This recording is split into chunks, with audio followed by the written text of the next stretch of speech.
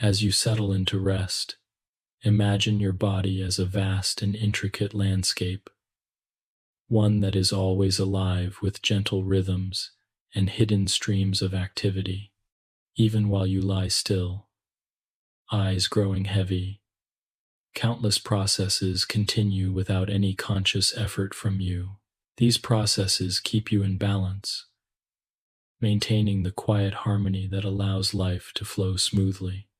Among these systems, one in particular works with quiet persistence, filtering, cleansing, and guiding the balance of water and minerals within you. This is the urinary system. Tonight, we will begin a slow and thoughtful journey into its story. There is no rush.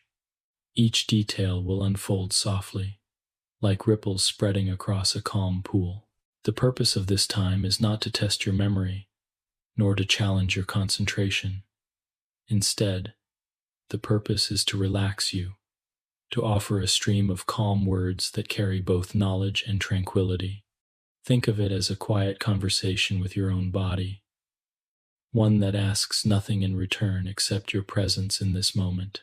The urinary system is a guardian of balance, and as you drift into rest, we will move gently through its purpose and beauty. The human body, as you may know, is composed of many organ systems.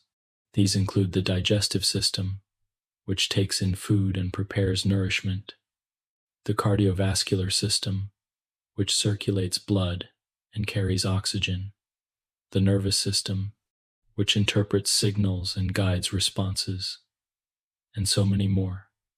Each of these systems may seem distinct, but in truth, they are woven together into a web of connection. The urinary system, while small in the number of organs it contains, holds an essential role in this web. It manages the composition of your blood, ensuring that waste products are removed and that the balance of water, salts, and acids remains steady. Without it, the delicate equilibrium of the body would quickly falter. The first thing to understand is that your body is mostly water. Around 60% of you, from the top of your head to the tips of your toes, is composed of water molecules moving, circulating, and participating in reactions. This water is not static. It shifts continuously between compartments. Some of it resides within cells, serving as the environment in which chemical reactions take place. Some exists outside of cells, bathing tissues and organs, while a smaller portion circulates in your blood plasma.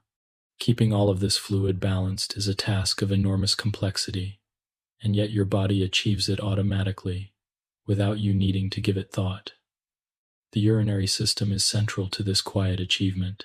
If you imagine your body as a grand city, the urinary system serves as its sanitation and water department. It removes what is unnecessary, recycles what can be used again, and ensures that every district receives a fair supply of clean water. It does this in partnership with other systems. The cardiovascular system delivers blood to be filtered. The endocrine system communicates with hormones to adjust water retention. The nervous system sends signals when it is time to release stored fluid. Together, they create a cycle of steady renewal. This cycle begins with the kidneys, two bean-shaped organs tucked safely beneath your ribcage toward your lower back. Though each is about the size of a fist, their contribution to health is immense.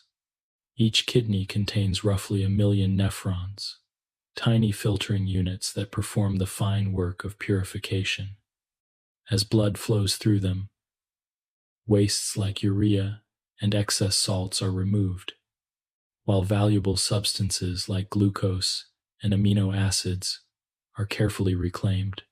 The end product of this balance is urine, a fluid that contains what the body no longer needs. From the kidneys, urine passes down slender tubes called ureters, is stored for a time in the bladder, and finally leaves through the urethra. The flow of this process is gentle, constant, and deeply quiet. while the heart beats loudly enough that you can sometimes feel it in your chest, and the stomach gurgles audibly when digesting. The urinary system works in silence. It asks for no attention, gives no signal until the bladder is full, and then only a mild sensation that relief is needed. In this way, it exemplifies the unobtrusive care that so much of the body provides, an invisible maintenance that sustains life. It is worth remembering that the body itself is a master of recycling. Every day, around 50 gallons of fluid are filtered by the kidneys, but only about 2 quarts leave as urine. The rest is returned to the bloodstream, cleaned and refreshed. This is not a wasteful process, but a deeply efficient one. The kidneys take only what must be removed and send everything else back into circulation. In doing so, they maintain not only the volume of blood, but also its chemistry, keeping levels of sodium, potassium, calcium, and pH within narrow ranges. When you think about this process while resting, it may feel like a gentle tide within you. Imagine waves softly washing over a shore, retreating and returning again. The urinary system works in the same rhythm, filtering, releasing, and restoring balance. These waves are not dramatic. They are subtle, steady, and endlessly reliable. Just as the ocean has its tides, so too does your body maintain its own cycles of balance. And in truth, balance is the theme that guides the urinary system. Your internal environment is delicate. Too much water, and cells may swell. Too little, and they may shrink. Too much salt, and nerve and muscle activity falters. Too little, and the same occurs. The urinary system prevents such extremes. It keeps you in the middle ground, where health resides. Even during sleep, when your breathing slows and your muscles rest, the kidneys continue their watch, ensuring that the chemistry of life remains steady. This constancy allows you to rest deeply, for without balance there can be no true relaxation. The kidneys do not sleep, and so you may. They maintain the flow of filtration and reabsorption, hour after hour, without pause.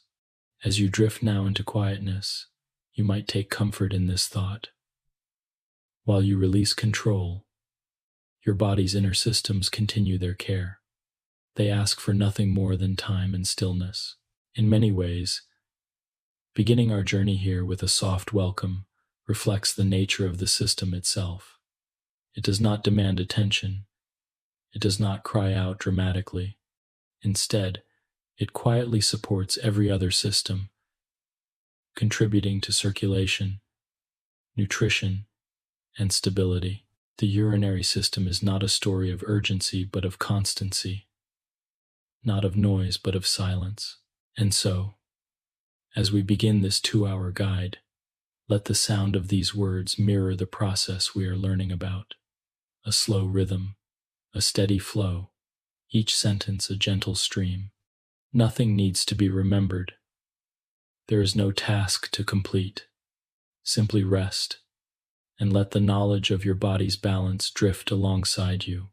The urinary system is working even now, as it has since before you were born, and as it will every day to come. It is your inner stream, carrying away what is no longer needed, preserving what is essential, and keeping your life in balance.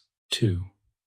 The body as a network of systems. When we think about the human body, it is easy to imagine it as a collection of parts, each with its own task. We speak of the heart as though it works alone, the stomach as though it carries out its role without help, the lungs as if they function in isolation. But in truth, the body is never a collection of separate pieces. It is instead a woven tapestry of systems, each thread crossing another, each part depending on the rest. This interconnectedness is what makes life possible, and it is within this quiet network that the urinary system finds its place.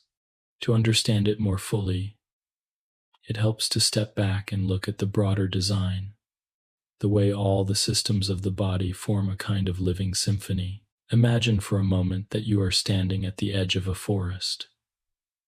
All around you are trees, each one upright and distinct.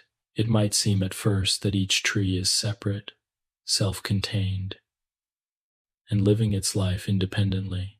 Yet beneath the surface, their roots are intertwined, sharing water, sharing nutrients, even sending signals through underground fungal threads.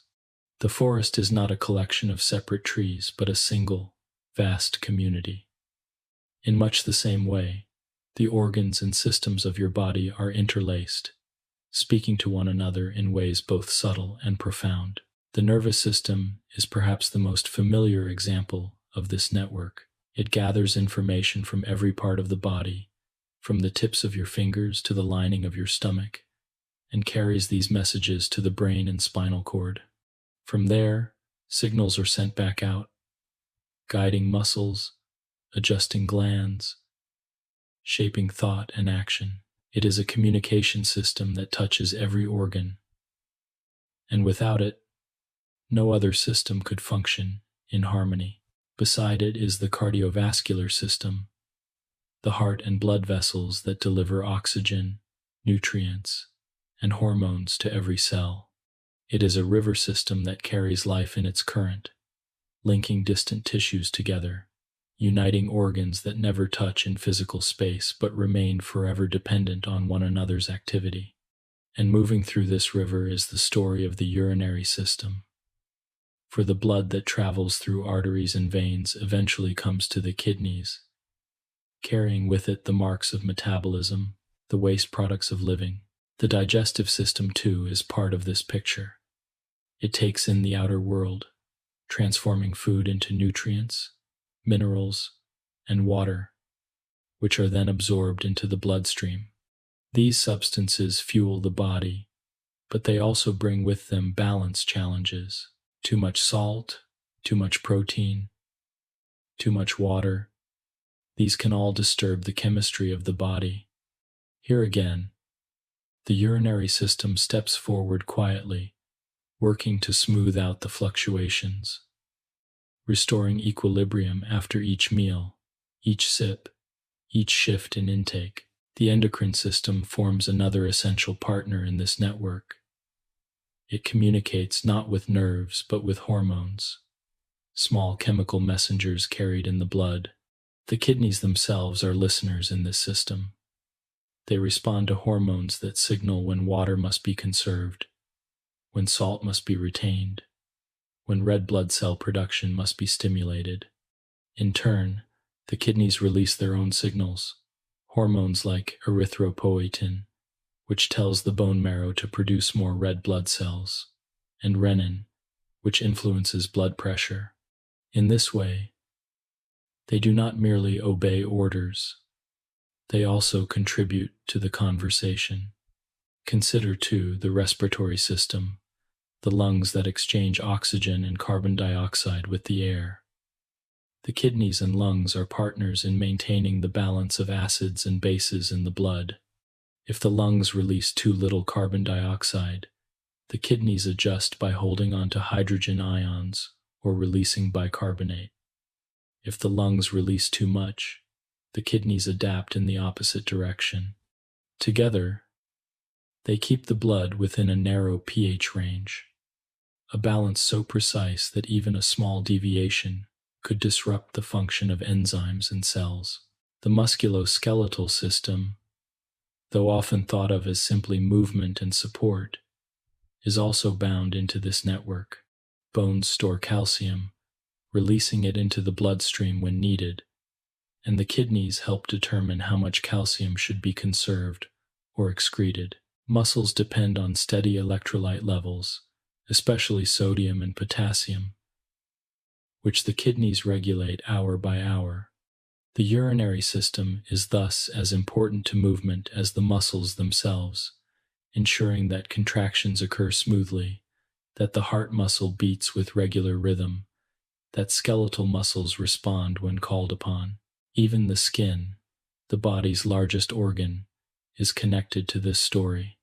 When you sweat, you lose water and salts, and the kidneys compensate, altering urine concentration to prevent dehydration or mineral imbalance. When you are overheated, the cardiovascular, integumentary, respiratory, and urinary systems all work together to release excess heat to preserve internal stability despite external change. It is a constant, seamless cooperation. In this way, the urinary system is not only its own unit of function, but also a partner in every other system. It collaborates with the heart to regulate blood volume and pressure. It listens to the signals of the endocrine system, responding to hormones and releasing some of its own. It balances the chemistry that allows nerves to fire and muscles to contract. It filters the products of digestion and metabolism, ensuring that the internal river of blood remains clean and balanced. And it works with the lungs to hold the pH of the body steady, even as you breathe more quickly or more slowly.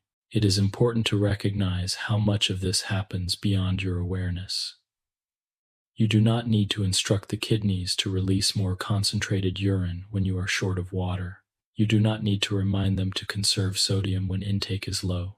These adjustments happen automatically, without thought, without decision, without pause. The body is not a machine that must be constantly directed. It is a self-regulating network, alive with feedback loops and quiet checks and balances. When you consider this interconnectedness, it becomes clear that the idea of studying one system in isolation is only a convenience for learning. In truth, no system ever works alone. Each organ, each pathway, each feedback loop is in dialogue with others. The urinary system cannot be separated from the cardiovascular system, nor from the endocrine system, nor from the nervous system. They are parts of one living whole. To rest with this thought is to realize that your body is always seeking balance. Even now, as you listen to these words and prepare for deeper sleep, the systems of your body are conversing. They are sharing information, making adjustments, and keeping you in harmony. The urinary system, though silent and often unnoticed, it does not speak loudly, but its influence extends everywhere. It ensures that the rivers of your body remain clear, that the chemistry of your blood is steady, and that the balance of life is preserved. And so, when we speak of the urinary system, we are never speaking of it alone. We are speaking of a partner in the great network of systems that make you who you are. Just as no tree in the forest lives apart from its neighbors, no organ in the body functions without the others. The urinary system is one thread among many, woven into the tapestry of life, strong and essential, holding the pattern together in ways that are quiet but enduring. 3. A journey through the urinary pathway. As we begin to walk more closely into the story of the urinary system, it helps to picture its main structures as waypoints along a gentle path. This is not a complicated maze, nor a twisting network, but rather a quiet passage, beginning deep within the body and ending in the world outside. At the heart of this pathway are 4 principal organs: the kidneys, the bladder, and the urethra. Together, they create a stream of flow, a slow current that carries the filtered waters of the body outward. Each part has its own form and purpose, yet all 4 are connected in a single line of function, each one handing over to the next with perfect ease. The journey begins with the kidneys. These paired organs sit toward the back of the abdomen, one on each side of the spine, just beneath the lower ribs. Each kidney is about the size of a fist, shaped like a smooth bean, curved gently inward on one side and outward on the other. Though they are small in size compared to organs like the liver or lungs, they are immense in importance. They receive more blood than almost any other organ, roughly a quarter of the heart's output at rest, and this constant river of blood allows them to fulfill their quiet duty as filters of life. When you picture them, think of two stones at the head of a spring, guiding water into channels that will sustain the flow that follows. From each kidney extends a narrow tube called a ureter. These tubes, each about 10 to 12 inches long, carry urine downward from the kidneys to the bladder. They are not rigid pipes, but soft muscular conduits, able to move fluid with tiny rhythmic waves known as peristalsis. This movement ensures that urine does not merely trickle downward by gravity, but is actively guided, drop by drop, into its waiting reservoir. You might imagine them as slender streams running down from a mountain spring, carrying water to a quiet pool below. That pool is the bladder, a hollow organ nestled within the pelvis. The bladder is remarkable in its design. Though small and compact when empty, it can expand like a balloon, storing up to half a liter of fluid, sometimes even more.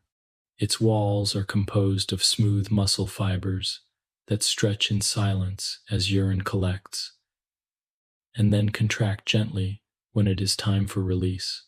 This reservoir allows the body to control when urine leaves, a feature of enormous importance for daily life. Without the bladder's capacity to hold and wait, urine would flow continuously, as it does in some simpler organisms. Instead, the bladder offers us control, the ability to pause and release when the moment is right. Finally, the urethra forms the last step of the pathway, a narrow tube leading from the bladder to the outside of the body. In this way, the urethra is the final passage, guiding the filtered waters of the body outward, completing the journey that began with blood flowing into the kidneys. Though simple in structure, the urethra is finely tuned, equipped with rings of muscle known as sphincters, which hold urine in place until the signal arrives that it is time to let go. These sphincters act with quiet strength, opening only when the mind and body are ready. Together, these four organs form a single, elegant sequence. Blood enters the kidneys and is filtered. The resulting urine flows down the ureters. It collects in the bladder. It exits through the urethra. At first glance, it may seem a simple process: collection, storage, release. But beneath this simplicity lies an extraordinary precision. The kidneys must decide, moment by moment, what to remove and what to retain. The ureters must move fluid, with steady rhythm. The bladder must expand and hold without complaint, and the urethra must release only when conditions are right. In a sense, this pathway is a miniature river system, beginning with hidden springs and ending in an open outlet. Like a river, it has a source, channels, a reservoir, and an outlet, and like a river, it is never still. Even in sleep, urine is being formed, carried, stored, and prepared for release. It is a cycle that flows with you every hour of every day, a rhythm that accompanies life itself. What is especially striking about this pathway is its silence. Unlike the digestive system, which churns and rumbles, or the respiratory system, whose breath you can hear and feel, the urinary pathway moves quietly. It does not demand attention. It does not intrude upon thought. It only becomes noticeable when the bladder is full, and even then the sensation is gentle, a rising tide rather than a sudden storm. This unobtrusiveness reflects its deeper nature. The urinary system is not about drama, but about steadiness.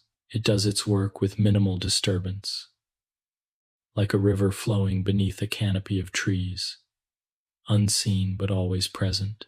To follow the path inwardly is to realize how the organs cooperate with one another. The kidneys cannot function without the ureters to carry their product away. The bladder cannot function without the urethra to empty it. And yet, the urethra depends on the kidneys to provide what it releases. None can stand alone.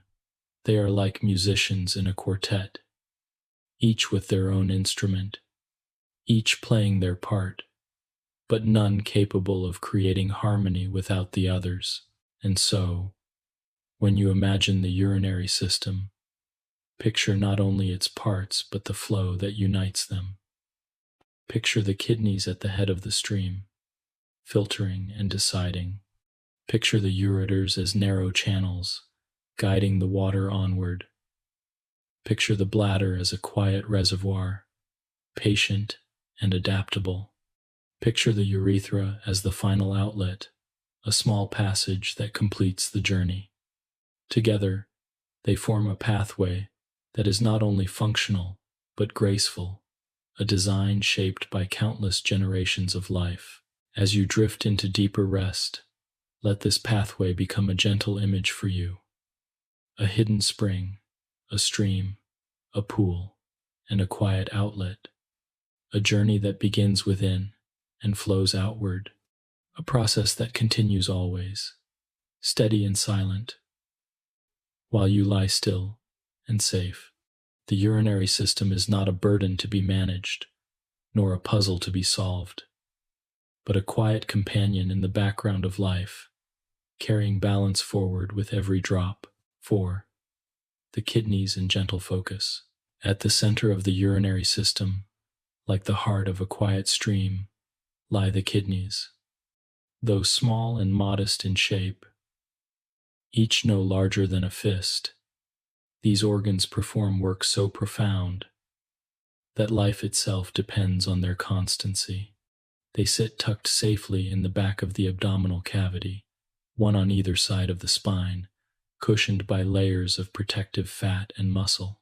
Resting just beneath the shelter of the lower ribs, they are cradled by the body as if aware of their immense importance. Their placement is slightly asymmetrical. The right kidney lies a little lower than the left, making space for the liver above it. This gentle asymmetry is a reminder that the body is never perfectly symmetrical, but rather balanced in a living, adaptive way. When you imagine the kidneys, picture two smooth, curved forms resembling beans, with an outer convex surface and an inner concave side, where blood vessels and nerves enter and exit. This central indentation is called the hilum, the gateway through which the renal artery brings blood in. The renal vein carries blood out, and the ureter begins its downward path toward the bladder. Though unassuming in appearance, the hilum is like the busy dock of a harbor, where ships arrive with their loads, depart with their cargo, and send streams of goods along narrow channels. Here, the great exchange of filtration begins. Within the kidney, the architecture is layered with quiet elegance. The outer region is the renal cortex, a pale, granular layer where much of the filtering work is initiated. Beneath this lies the renal medulla, a darker region arranged in triangular wedges called pyramids. These pyramids point inward toward the renal pelvis, a funnel-shaped cavity that collects the finished urine and channels it into the ureter. Each region serves its purpose, and together they form a seamless design that directs the flow from blood to urine, from artery to vein, from vessel to ureter.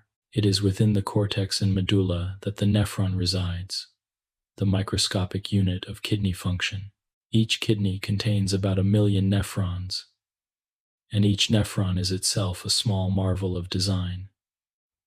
At the start of the nephron sits the glomerulus, a tangled knot of capillaries that acts like a sieve. Here, under the pressure of the blood, water and dissolved substances are pushed out of the vessels into a surrounding capsule, leaving behind larger molecules like proteins and cells. It is a first step of separation, a delicate sorting of what may stay and what must be carried away. From the glomerulus, the filtered fluid moves into the tubules, a winding path that reclaims and refines. The proximal tubule gathers useful substances like glucose and amino acids, returning them to the blood. The loop of Henle descends into the medulla, creating gradients that allow water to be conserved or released as needed.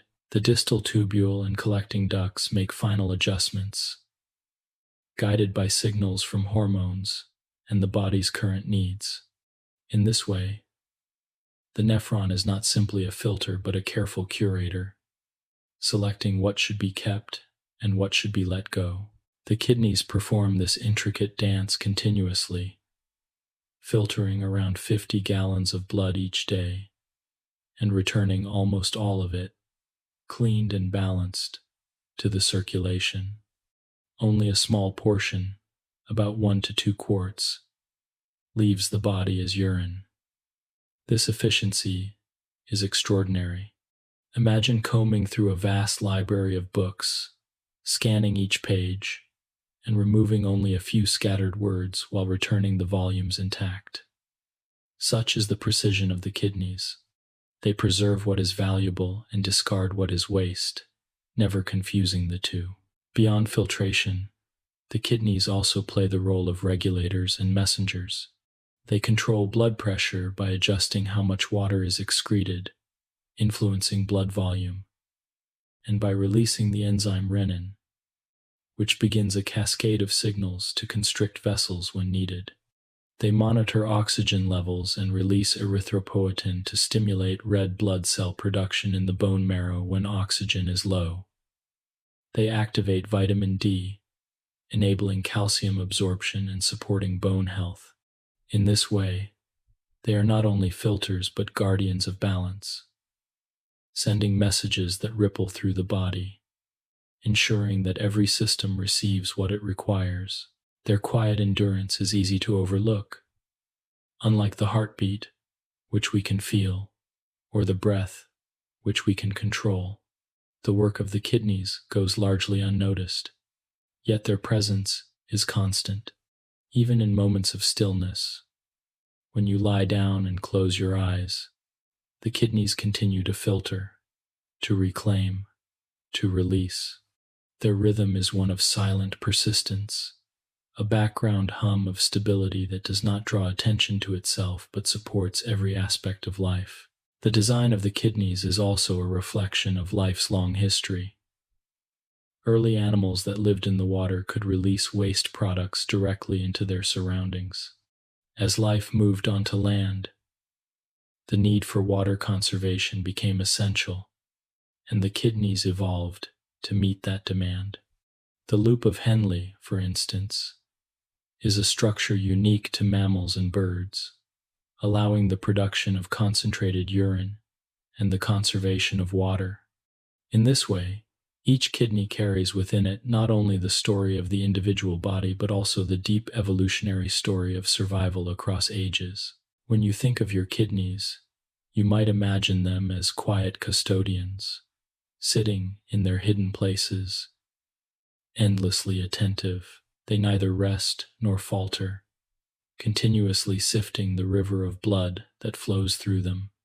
Every minute, about a liter of blood passes through these organs, an endless cycle of filtration that has been occurring since before you were born. Even now, as you drift into calmness, the kidneys remain awake, faithfully maintaining the internal sea in which your cells live. Their contribution is subtle, but it is everywhere.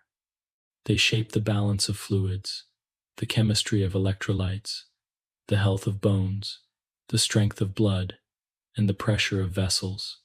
They stand at the crossroad of many systems, listening to signals from the heart, the lungs, the endocrine glands, and responding with precision. And though they work in pairs, each is capable of sustaining life on its own. Such is the resilience built into the body's design. As you let this picture settle in your mind, think of the kidneys as two steady companions, one on either side of your spine, filtering, balancing, and preserving. They are the fountains at the source of the urinary pathway, and they are also the guardians of balance for the whole body. Silent, tireless, and steadfast, they embody the principle of gentle constancy. 5. Nephrons. Tiny engines of balance, deep within the kidneys, hidden from sight and far too small for the naked eye to see, are the true workhorses of the urinary system. These are the nephrons, tiny engines of balance that quietly perform the detailed labor of filtering the blood and maintaining equilibrium. Each kidney contains about 1 million of these remarkable structures, and together they create a network so vast that if all their tubules were stretched end to end, they would extend for many miles.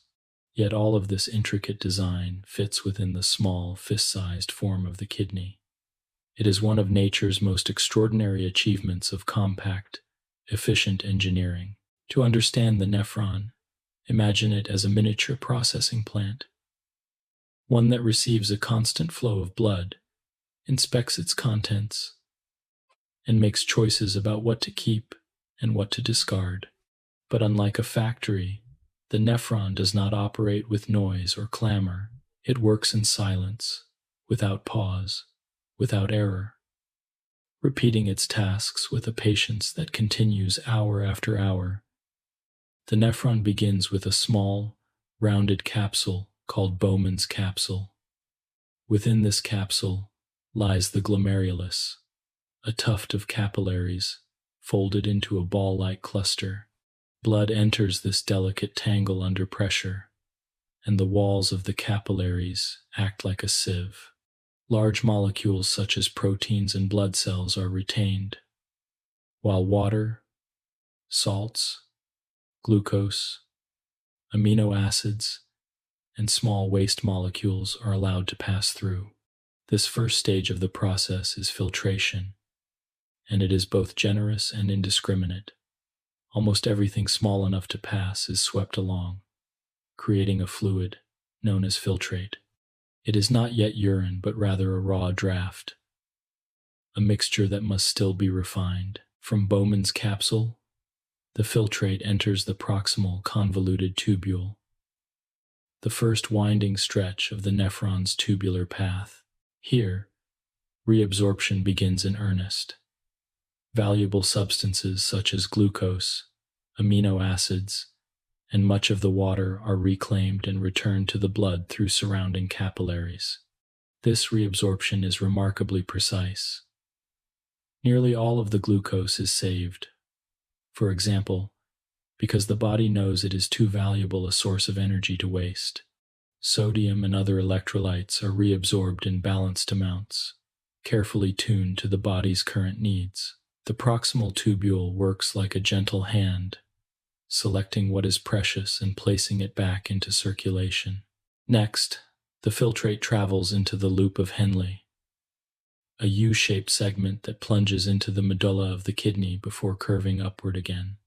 This structure is essential for conserving water, and it is here that one of the most elegant mechanisms of the body is found.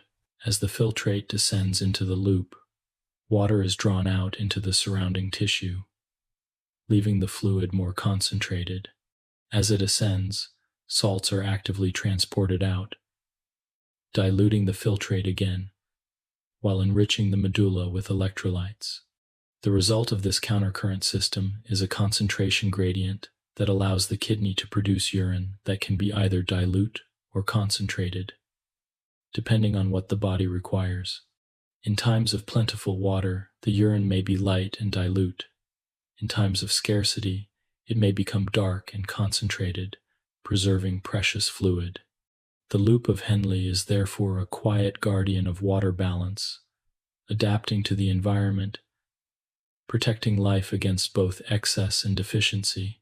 After this journey through the loop, the filtrate passes into the distal convoluted tubule. Here, more adjustments are made. Potassium, hydrogen ions, and other substances may be secreted into the tubule, fine-tuning the chemistry of the blood. The distal tubule responds particularly to signals from hormones. Aldosterone, a hormone released from the adrenal glands, instructs these tubules to conserve sodium and water while releasing potassium. In this way, the nephron listens not only to the flow within itself, but also to the broader needs of the body, communicated through chemical messengers.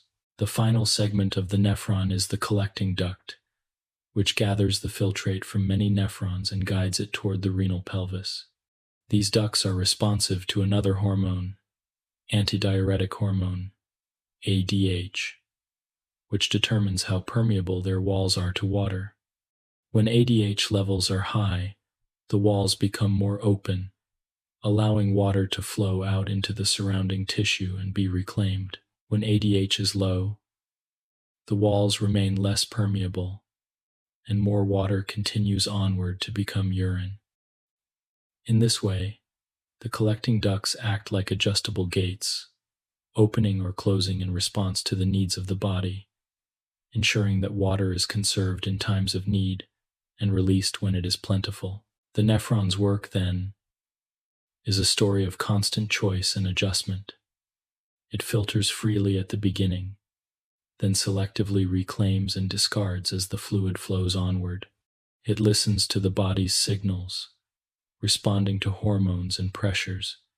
It balances water, electrolytes, and acids, always maintaining the delicate conditions required for health.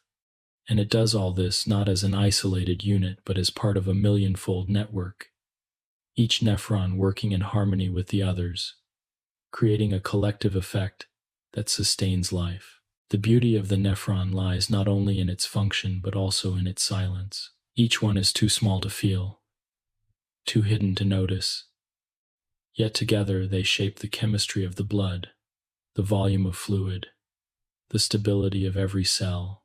Their activity is ceaseless, yet never intrusive. They represent the principle of gentle constancy, a theme that runs throughout the urinary system. When you imagine the nephron, you might picture a winding path, beginning in a rounded glomerulus, flowing through twists and loops, and ending in a gathering duct. Along this path, substances are filtered, reclaimed, or released, each step refining the composition of the fluid.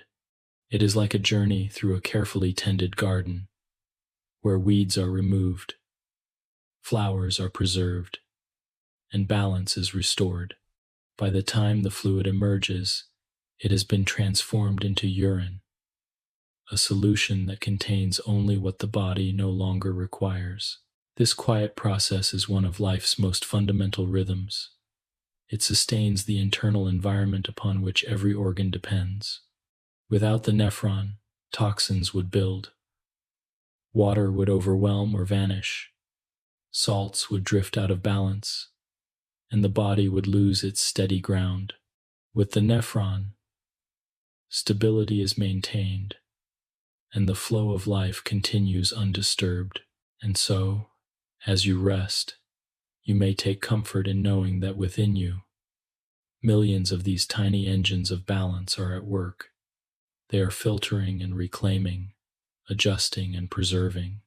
They are part of a great silent network, a living fabric of constancy, woven into your body's design. They are too small to see, too quiet to hear, but they are always present, always active, always faithful.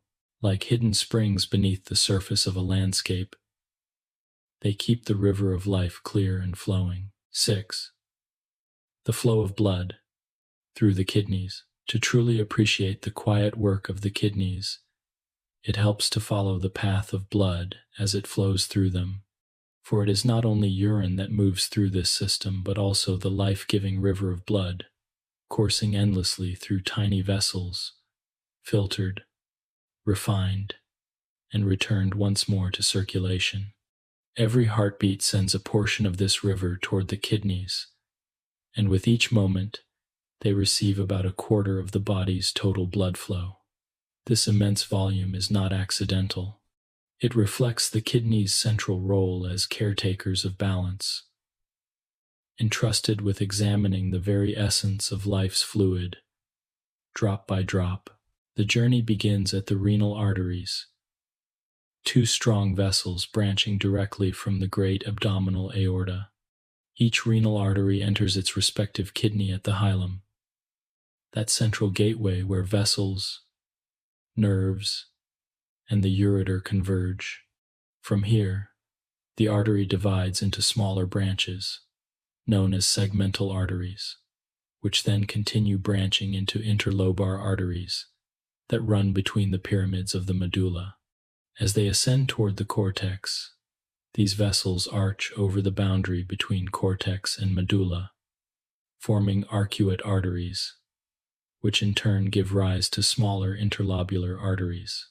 At every step, the vessels divide and subdivide, carrying the force of the blood deeper into the tissues of the kidney.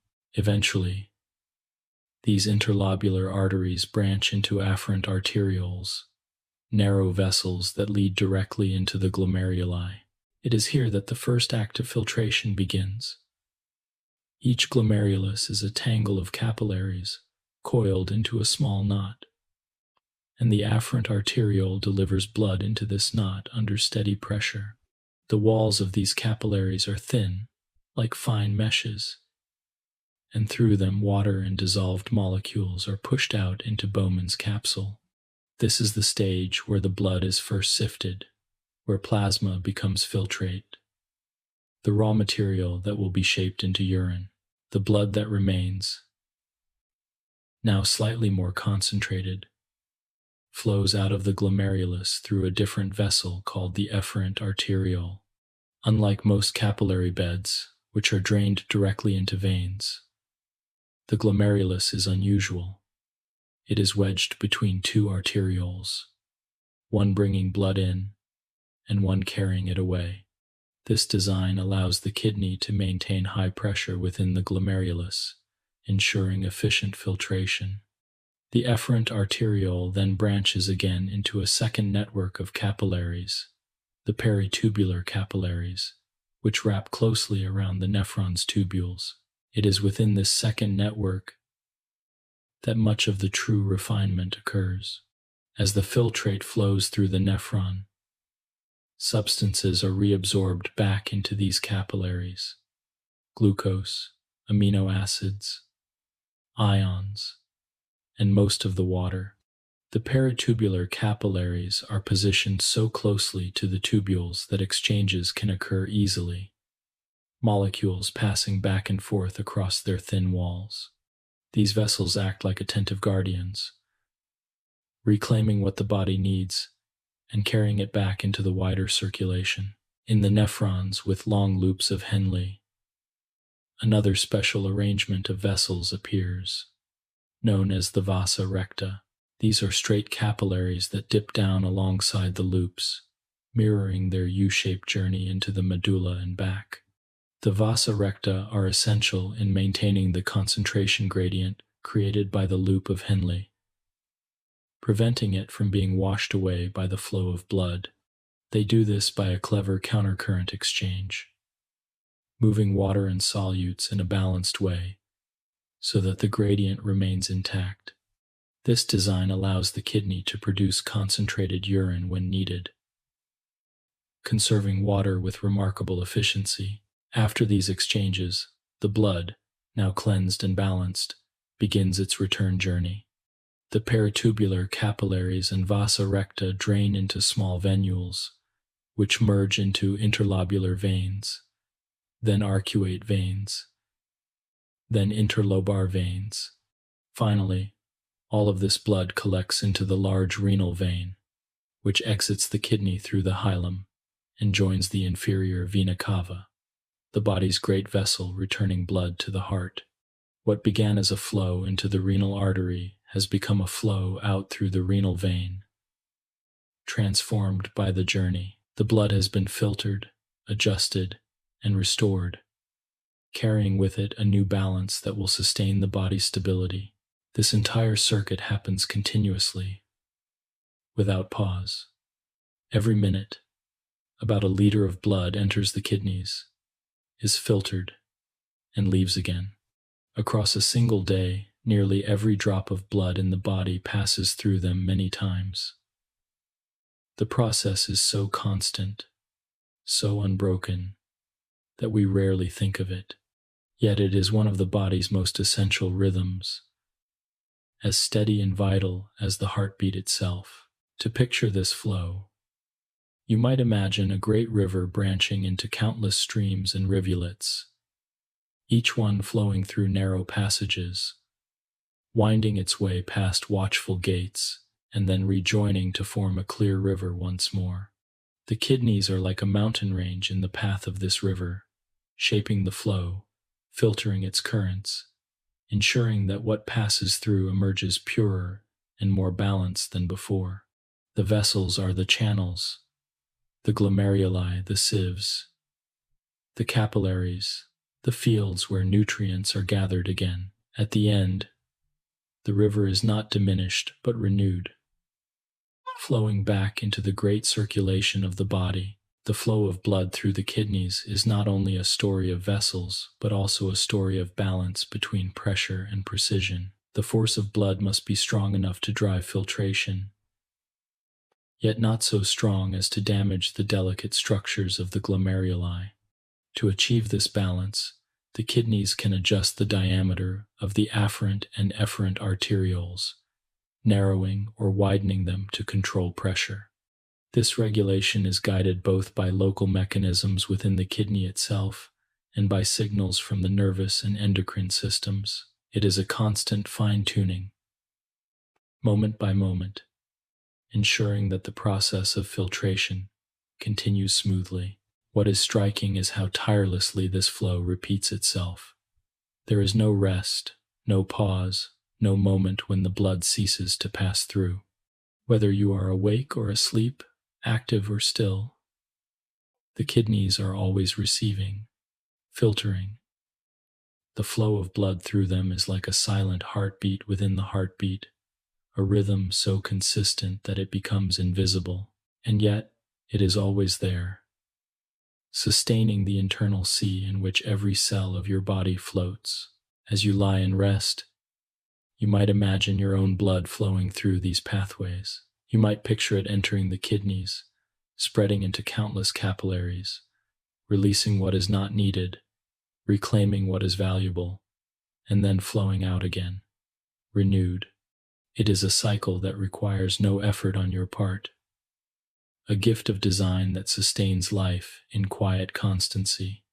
And just as rivers carve landscapes, the flow of blood through the kidneys shapes the landscape of your inner balance, ensuring that health is preserved, moment by moment, breath by breath.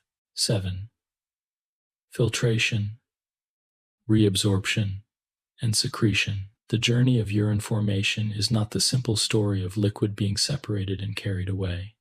Instead, it is a process of careful selection, a quiet choreography of filtering, reclaiming, and releasing, all performed by the nephron's many parts.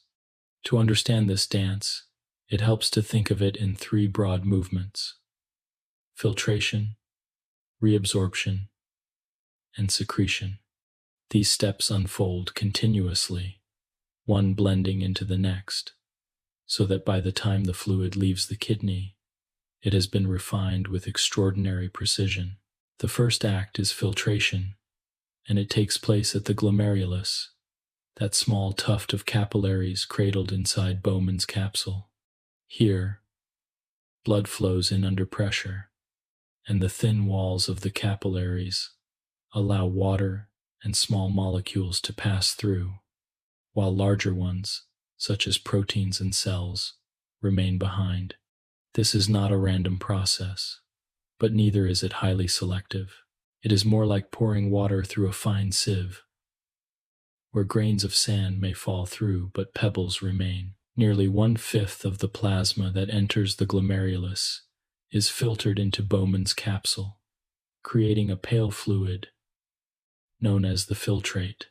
At this early stage, It contains water, salts, glucose, amino acids, urea, and countless other dissolved substances, both useful and wasteful alike. If the body were to excrete this fluid as it is, health could not be sustained. Too much valuable material would be lost: sugars that provide energy, amino acids that build proteins, salts that regulate muscles and nerves, and most of the water itself. Thus, filtration is only the beginning, a rough draft that must be edited and refined. That refinement happens in the second act, reabsorption. As the filtrate moves into the proximal convoluted tubule, a winding structure lined with specialized cells, reabsorption begins in earnest. Nearly all of the glucose is reclaimed here, swept back into the bloodstream through tiny transporters in the cell walls. Amino acids are also saved, as are most of the bicarbonate ions, which help buffer the body's pH. Even urea, a waste product, is partly reabsorbed in this stage, not because it is useful, but because it plays a role in creating the concentration gradient needed for water conservation. Sodium, the body's key electrolyte, is also recovered in balanced amounts, with water following by osmosis. By the time the filtrate leaves this first stretch of tubule, nearly 2/3 of its water and salts have already been reclaimed. The journey continues into the loop of Henle, that long U-shaped descent into the medulla and return to the cortex. Here, water and salts are carefully separated in a countercurrent exchange. As the filtrate moves down the descending limb, water is drawn out into the surrounding tissues, making the fluid inside more concentrated. As it ascends the loop, the opposite occurs. Salts are actively transported out, but the walls are impermeable to water, leaving the filtrate more dilute again. This clever arrangement establishes a gradient of concentration in the medulla, a gradient that allows the kidney to adjust urine concentration according to the body's needs. In times of dehydration, the body can conserve water by drawing more of it back through this system. In times of excess, it can release water freely, producing dilute urine. The loop of Henle, though silent and hidden, is a cornerstone of life on land, enabling humans and other animals to survive without constant access to water. After the loop, the filtrate enters the distal convoluted tubule, where reabsorption continues but in more selective ways. Here, sodium and calcium levels are adjusted, often under the influence of hormones. Aldosterone, secreted by the adrenal glands, signals these tubules to reclaim more sodium and water, raising blood pressure and volume. Parathyroid hormone, released from tiny glands in the neck, influences calcium reabsorption. This responsiveness makes the distal tubule like a fine-tuning dial, adjusting the composition of blood according to the body's immediate circumstances. Alongside reabsorption is the third act, secretion. While filtration removes substances from the blood into the tubule, secretion works in the other direction, moving additional materials from the blood into the tubular fluid. Hydrogen ions are secreted here, helping regulate the body's pH. Potassium ions may also be secreted, especially when aldosterone levels are high. Certain drugs and toxins are cleared this way as well, actively transported into the nephron so that they may be excreted.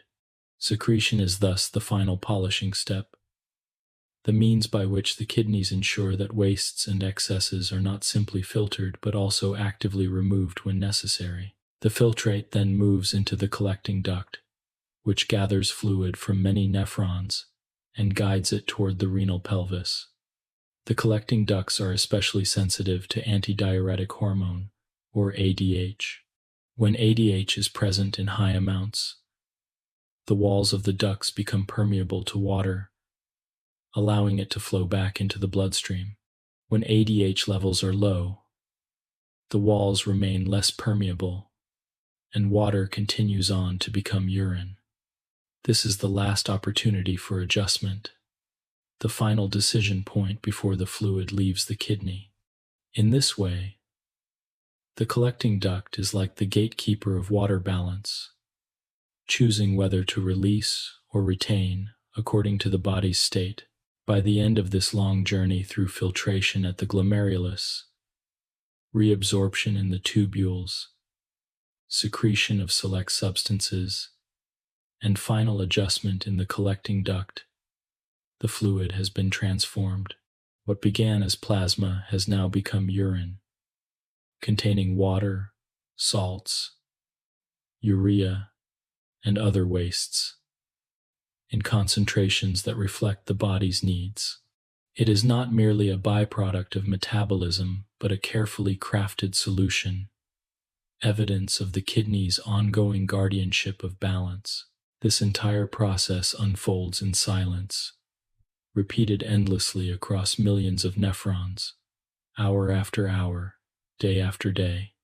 It is a process so constant that you do not feel it, so precise that you rarely notice its outcome unless something goes wrong. And yet it sustains you, shaping the very composition of your blood, protecting your cells from imbalance, ensuring that the internal sea in which they float remains calm and steady. If you picture this process as you rest, imagine a stream flowing through a series of pools and channels. At the first pool, water spills freely, carrying with it grains of sand and pebbles alike. In the next pool, careful hands reach in and reclaim what is valuable: smooth stones, bright pebbles, fragments of crystal returning them to the stream. Along the way, unneeded fragments are cast aside, while the flow itself is adjusted, slowed here, quickened there, until at last it emerges as a refined current, clear and balanced. This is the nephron's work, quiet, constant, and endlessly attentive. 8. Water balance and homeostasis. Every cell in your body depends on water. It surrounds them, fills them, and carries with it the substances needed for life. It allows chemical reactions to occur, nutrients to move, and wastes to be carried away. Without water, no cell can survive for long. Yet, while water is so essential, it must also be carefully regulated. Too much can swell and damage cells. Too little can shrink and starve them. This delicate balance of water within the body is known as homeostasis, and the urinary system, through the constant work of the kidneys, is its silent guardian. Water balance begins with intake.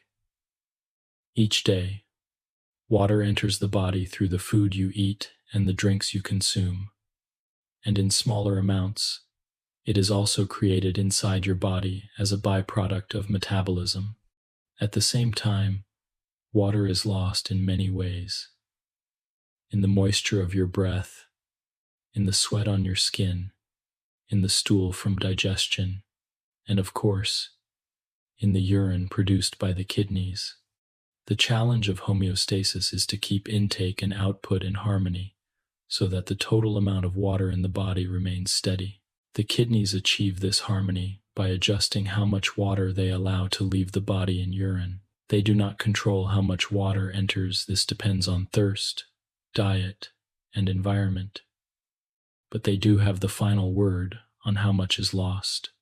If the body has more water than it needs, the kidneys produce a larger volume of dilute urine, clear and light in color. If the body is short of water, the kidneys conserve, producing a smaller volume of concentrated urine, darkened by solutes.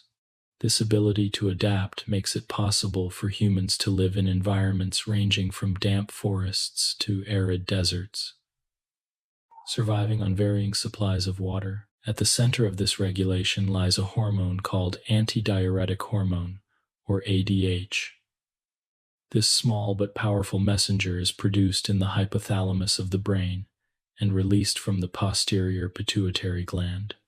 When the body senses that water is running low and blood becomes more concentrated with salts, ADH is released into the bloodstream. It travels to the kidneys, where it makes the walls of the collecting ducts more permeable to water.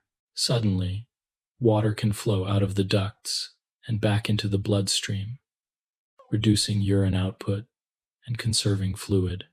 When water is abundant, ADH levels fall, and the ducts remain less permeable, allowing water to pass out as urine. In this way, ADH acts like a tap, opening and closing according to the body's needs. The sensation of thirst works in harmony with ADH. Specialized receptors in the brain monitor the concentration of the blood, and when it becomes too salty, they trigger not only the release of ADH but also the conscious urge to drink. This dual system ensures that balance is restored both by conserving water and by encouraging more intake. When you reach for a glass of water on a warm day, you are responding to this ancient mechanism, one that has guided living creatures for countless generations. Sodium, one of the most important electrolytes in the body, also plays a central role in water balance. Because water follows sodium, the regulation of salt is tied to the regulation of fluid. The kidneys adjust how much sodium is reabsorbed or excreted, guided by hormones such as aldosterone. When aldosterone levels are high, sodium is conserved, and water is drawn back into the blood along with it. When aldosterone is low, sodium is allowed to pass out into the urine, carrying water with it. This partnership of salt and water is one of the key principles of homeostasis, ensuring that the volume of blood remains steady. The consequences of imbalance can be profound, though the body works tirelessly to prevent them. Too little water leads to dehydration, where the blood becomes concentrated and cells shrink from lack of fluid. Too much water can cause overhydration, where cells swell dangerously. Yet in most circumstances, the kidneys maintain balance so effectively that you are never aware of these risks. Whether you are drinking freely, sweating in heat, or resting in sleep, your body adjusts, hour by hour, drop by drop, to keep water in harmony. This regulation is not only about survival, but also about stability for every other system. The cardiovascular system depends on steady blood volume and pressure, both determined by water content. The nervous system requires balanced fluid to transmit signals. The muscles, including the heart, contract properly only when electrolytes dissolved in water are at the right levels. Even temperature regulation depends on water, as sweat carries heat away from the body. Without the kidneys and their quiet management of water balance, none of these systems could function with consistency. It is striking to think that such balance is achieved without effort on your part. You do not need to calculate how much water you are losing in your breath or sweat. You do not need to consciously regulate the flow of ADH or aldosterone. Your body, guided by the kidneys, does this for you, silently and faithfully. Even in sleep, when your awareness has faded, this balance is maintained. In fact, during the night, ADH levels often rise, reducing urine production so that you may sleep longer without interruption. This adjustment reflects the body's sensitivity not only to physical needs but also to rhythms of rest and wakefulness. When you imagine this process, think of a great reservoir that must remain at a constant level. Streams flow in, streams flow out, and yet the water within is always steady. The kidneys are like the keepers of this reservoir, opening gates when there is excess, closing them when there is need, ensuring that the level never falls too low or rises too high. Their attention is constant, their care unbroken, their adjustments subtle but sure. As you drift deeper into calmness, You may take comfort in this constancy.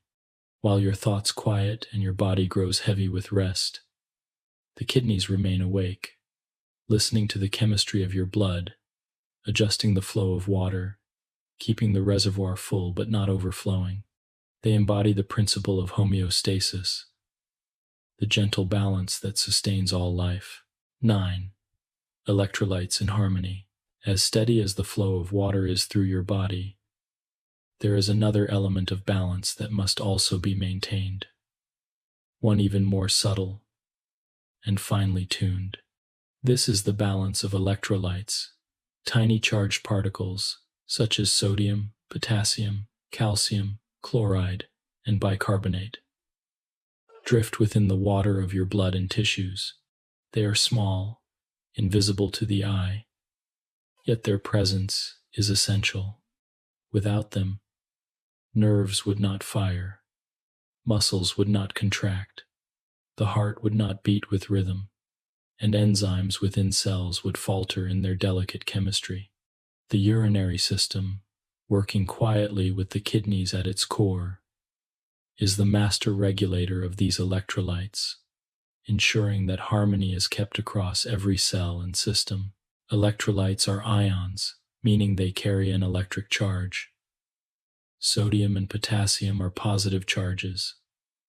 Calcium too. Chloride and bicarbonate carry negative charges. Their distribution inside and outside of cells creates electrical gradients, like gentle batteries, that power much of life's activity. For example, when a nerve cell sends a signal, it does so by opening gates in its membrane that allow sodium to rush inward and potassium to flow outward. This movement of ions creates an electrical impulse that travels along the nerve, carrying information from one end to the other. When muscles contract, including the great muscle of the heart, it is again sodium, potassium, and calcium that move across membranes, triggering the fibers to shorten. Because these processes are so vital, the body must keep electrolyte concentrations within very narrow ranges. A small deviation in potassium, for instance, can slow or even stop the heart. Too much calcium can disrupt muscle control. Too little sodium can cause confusion or weakness.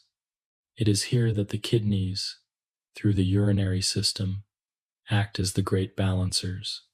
They monitor these levels constantly, reclaiming ions when they are scarce, releasing them when they are abundant, and adjusting in response to signals from hormones and the nervous system.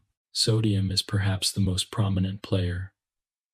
It is the main ion outside of cells and a key determinant of blood volume and pressure. When sodium levels rise too high, the kidneys allow more of it to pass into the urine, carrying water with it.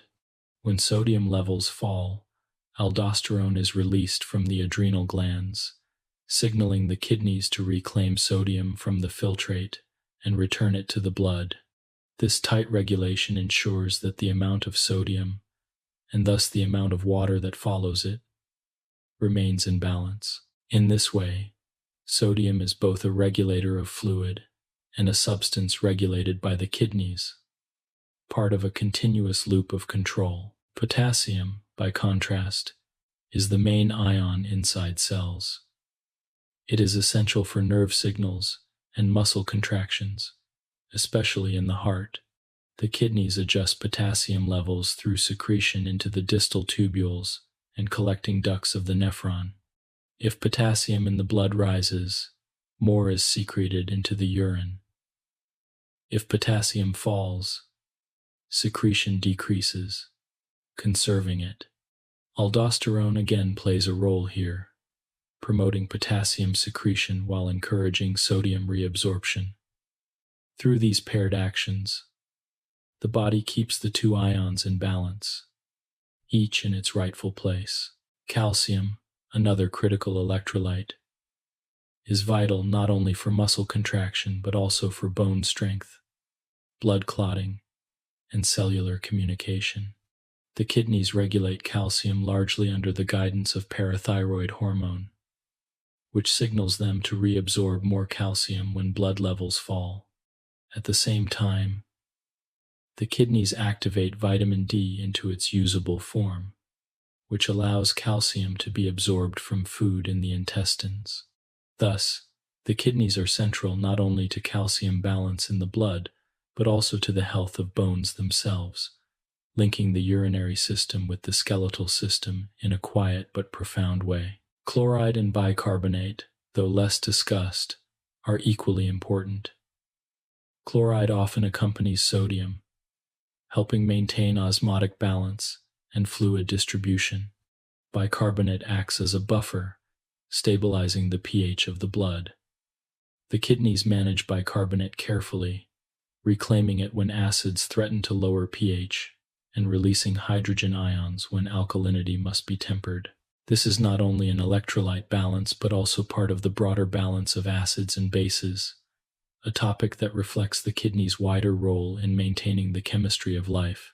What is striking is how seamlessly all of this occurs. In every moment, millions of nephrons are making countless tiny adjustments, reabsorbing a little more sodium here, secreting a little more potassium there, saving calcium, balancing chloride, reclaiming bicarbonate.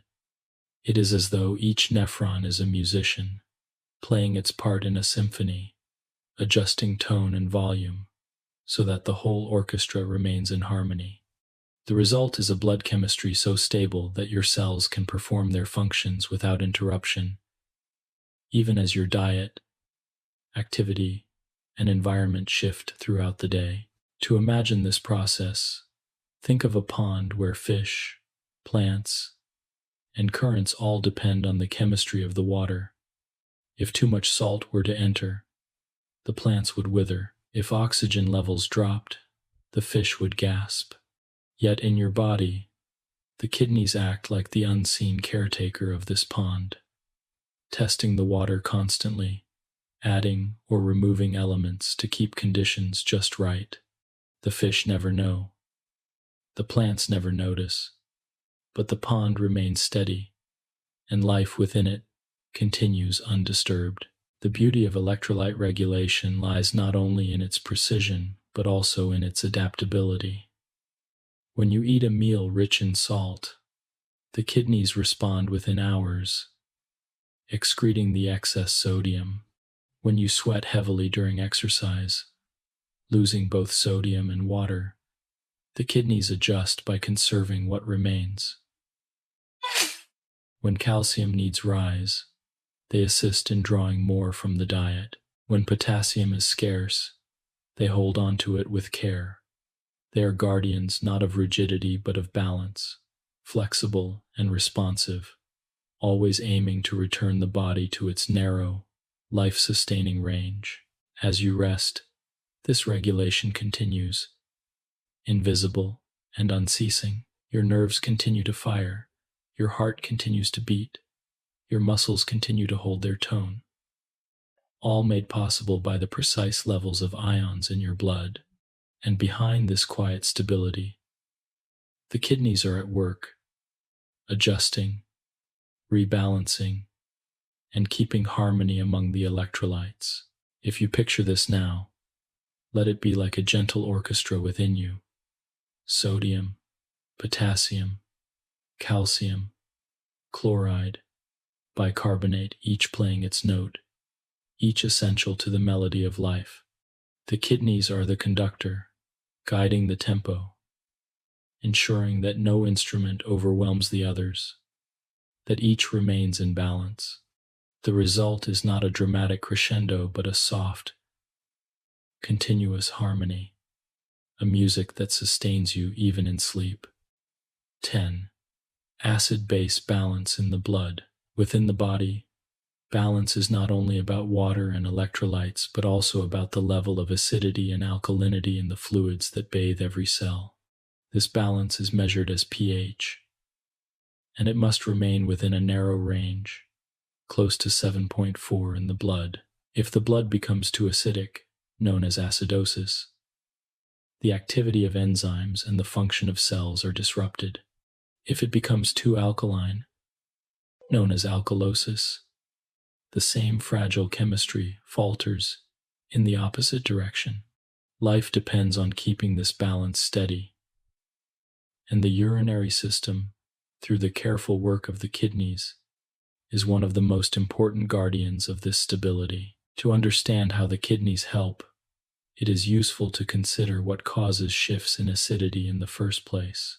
Every moment, as cells burn fuel for energy, they release carbon dioxide, which combines with water to form carbonic acid. This acid is volatile, meaning it can be exhaled through the lungs, and so the respiratory system plays a central role in keeping pH steady by adjusting the rate of breathing. But not all acids can leave so easily. Some acids, such as sulfuric and phosphoric acid, are byproducts of protein metabolism and must be removed through the urine. At the same time, bases, such as bicarbonate, are needed to buffer acids, and their levels, too, must be carefully regulated. It is here that the kidneys enter the story, performing the long-term adjustments that breathing alone cannot achieve. Inside the nephrons, cells of the tubules are constantly monitoring the composition of the filtrate.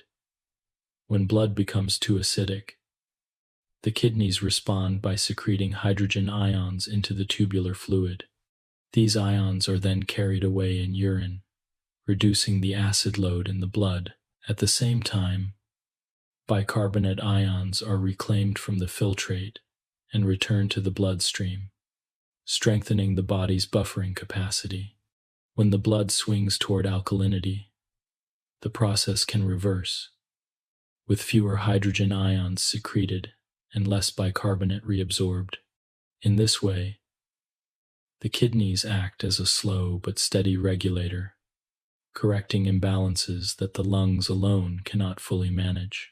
One of the most elegant features of this system is the presence of buffer molecules within the filtrate itself. When hydrogen ions are secreted into the tubules, they do not simply accumulate as free acid, which would damage the delicate tissues. Instead, they are captured by buffers, such as phosphate and ammonia, which bind them safely and carry them out in the urine. Ammonia, in particular, is produced by the kidney cells themselves, a sign of the body's active participation in maintaining its own balance. Through this quiet chemistry, acids are neutralized and removed, while the blood is gently restored to its steady range.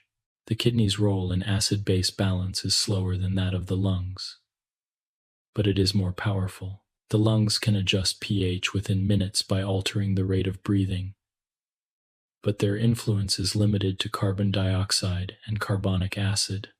The kidneys, by contrast, take hours to days to make their adjustments, but they can directly alter the levels of bicarbonate and non-volatile acids.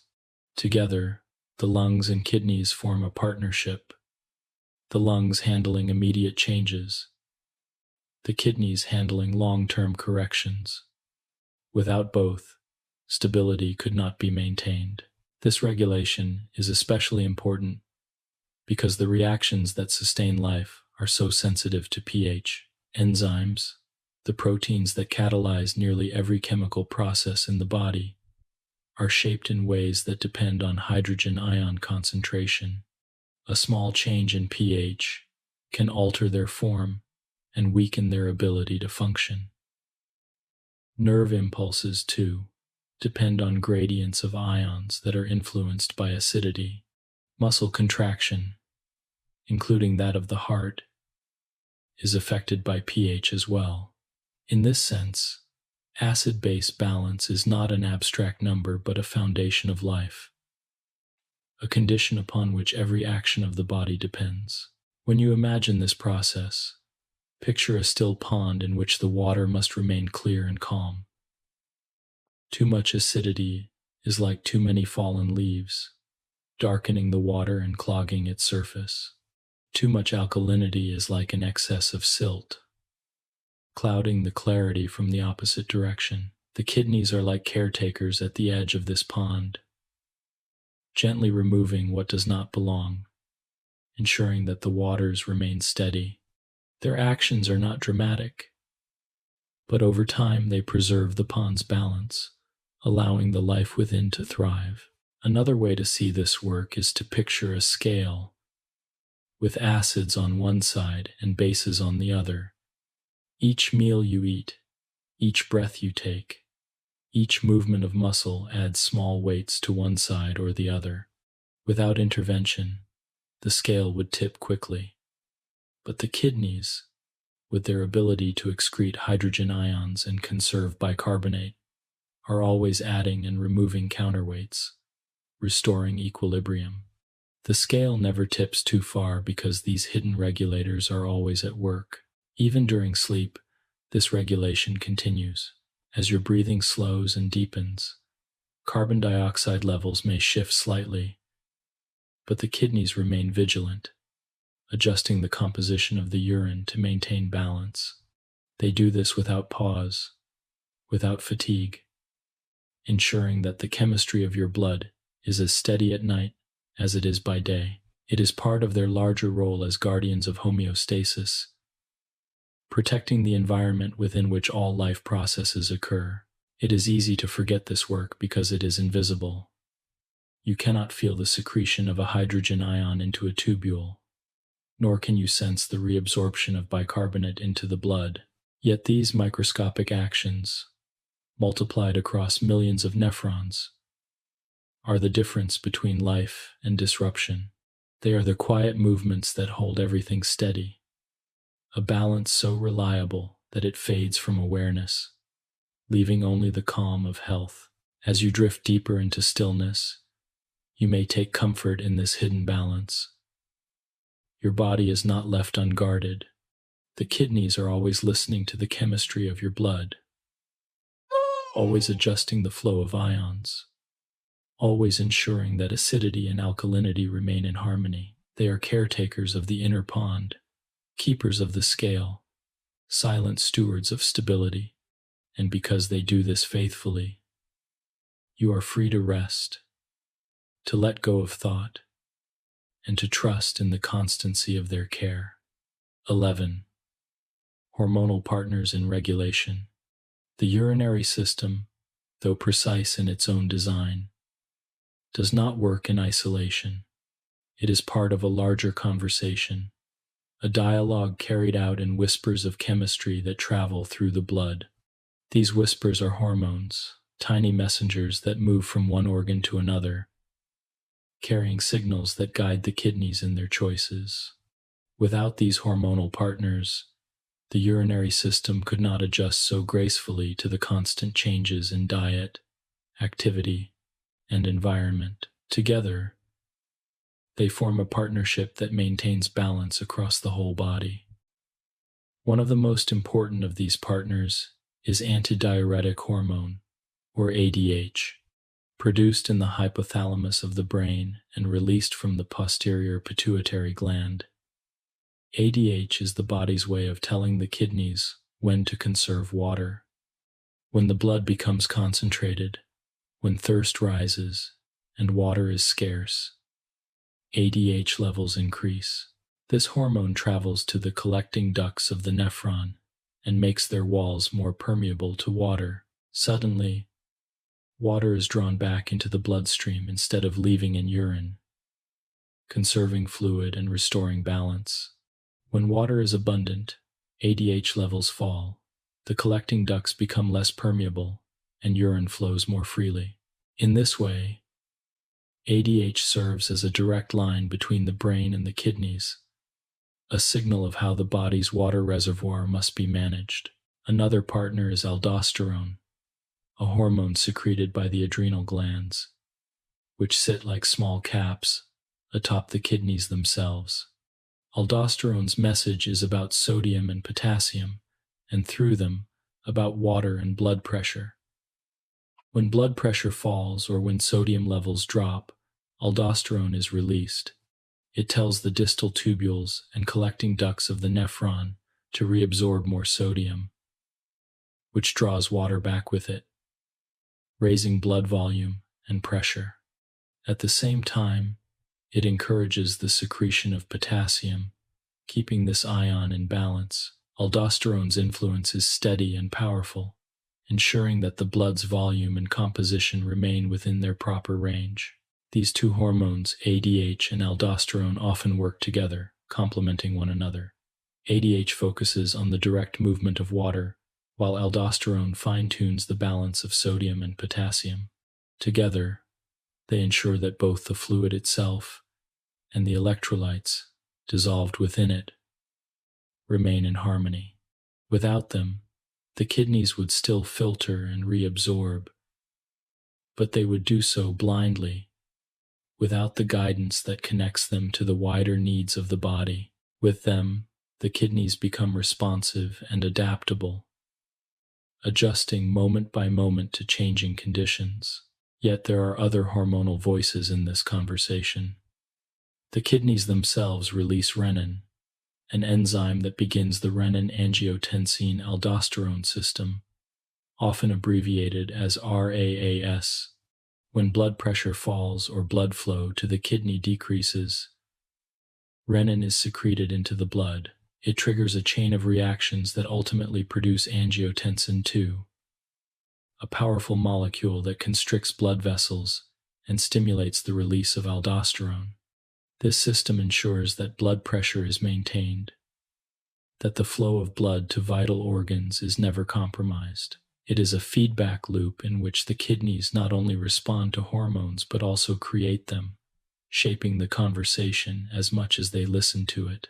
Another signal produced by the kidneys is erythropoietin, often called EPO. While not directly about water or salts, it plays a critical role in balance nonetheless. Erythropoietin stimulates the bone marrow to produce more red blood cells when oxygen levels in the blood are low. By adjusting the number of red blood cells, the kidneys ensure that oxygen transport remains sufficient, linking the urinary system to the circulatory and respiratory systems in a vital way.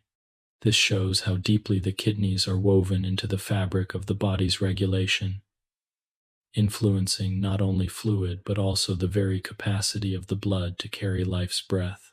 There is also the role of atrial natriuretic peptide, or ANP, a hormone released from the heart itself. When the chambers of the heart stretch due to increased blood volume, ANP is secreted. Its message to the kidneys is simple: release the excess. ANP promotes the excretion of sodium and water, lowering blood pressure and volume. It is as though the heart, feeling its own strain, calls upon the kidneys to lighten the load. This partnership between the heart and the urinary system ensures that neither organ bears too much burden alone. Calcium balance, too, is influenced by hormones. Parathyroid hormone, released from small glands in the neck, signals the kidneys to conserve calcium when blood levels fall. At the same time, it reduces phosphate reabsorption, allowing calcium to rise without imbalance. The kidneys also activate vitamin D into its active form, calcitriol, which enhances calcium absorption from food in the intestines. In this way, the kidneys and parathyroid glands speak a language of bone and blood, maintaining the strength of the skeleton and the stability of nerve and muscle function. When all these hormones are considered together, what emerges is a web of communication that stretches across the body. The brain, through ADH, tells the kidneys about water needs. The adrenal glands, through aldosterone, tell them about sodium and pressure. The kidneys themselves, through renin and erythropoietin, speak about blood flow and oxygen. The heart, through ANP, signals when volume is too high. The parathyroid glands, through their hormone, and the kidneys through vitamin D, regulate calcium.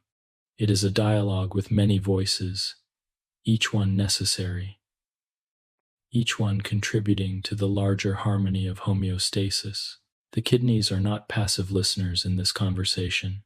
They are active participants, releasing their own signals, adjusting their responses, and shaping the chemistry of the blood in real time. They are like musicians who both follow the conductor's cues and offer their own improvisations, ensuring that the performance remains balanced and whole. Their hormonal partners guide them, but the kidneys also guide in return, forming a cycle of communication that sustains life. If you picture this network as you rest, imagine a circle of quiet voices, each one speaking in turn, each one heard by the others. The brain, the heart, the glands, the kidneys, together they form a council of regulation, making decisions that keep the body steady. The messages are not shouted but whispered in the flow of blood, subtle signals that travel unseen yet direct the most vital of processes. And as you sink deeper into relaxation, it is reassuring to know that this council is always in session.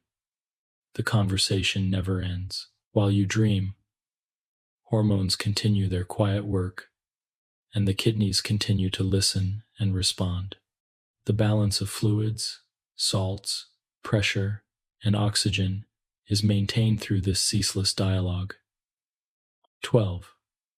The ureters, pathways of passage. As urine is formed within the kidneys, it must have a way to leave them, to continue its journey along the urinary pathway. This role belongs to the ureters, two narrow tubes that carry urine downward from each kidney to the bladder. Though often overlooked in comparison to the kidneys and the bladder, the ureters are essential links in this gentle chain, quiet couriers that ensure the flow continues smoothly, hour after hour, day after day. Without their constant passage, the work of the kidneys could not be completed, for filtration alone does not suffice. The waste and excess water must be guided out of the body. Each ureter is a slender structure, about 10 to 12 inches in length, running from the hilum of the kidney down through the abdomen and into the pelvis. Their walls are soft but strong, composed of 3 main layers. The innermost lining, called the mucosa, is made of a special kind of tissue known as transitional epithelium. This tissue is remarkable in its ability to stretch and recoil, allowing the ureter to accommodate varying volumes of fluid without damage. Beneath this lining lies a smooth muscular layer, arranged in spirals and longitudinal bands, which contracts rhythmically to propel urine downward. The outermost layer, the adventitia, anchors the ureter in place, securing it against the movements of surrounding organs. The movement of urine through the ureters is not a passive flow. It does not rely solely on gravity, though the downward path assists it. Instead, the ureters employ gentle muscular contractions, called peristalsis, to push the fluid along. These contractions occur in waves, beginning at the top and traveling downward, much like the rippling motion that carries food through the esophagus. Every few seconds, a wave passes, sending a small bolus of urine forward. This ensures that even if you are lying down, or even upside down, urine continues its journey toward the bladder without interruption. The ureters are tireless in this motion, contracting quietly, rhythmically, unceasingly, like the heartbeat of a hidden stream.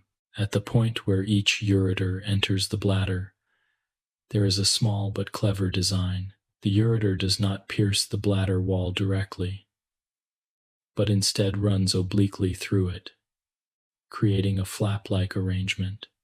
When the bladder fills and pressure inside increases, this flap presses shut, preventing urine from flowing backward into the ureter. This one-way valve is essential, for backward flow could allow infections to spread toward the kidneys or create dangerous pressure. The design is simple but effective. Urine is allowed in, but never out again, until the time for release arrives. The ureters themselves are not richly supplied with nerves that signal sensation in ordinary circumstances. Under normal conditions, you cannot feel urine traveling through them, nor are you aware of their constant waves of contraction. They perform their work in complete silence, without drawing attention. Only when something obstructs their path, such as a stone, do they become noticeable. And even then it is because the natural flow has been interrupted. In their usual state, they embody quiet service, conduits of life's hidden streams. It is worth imagining what occurs within them, drop by drop, wave by wave.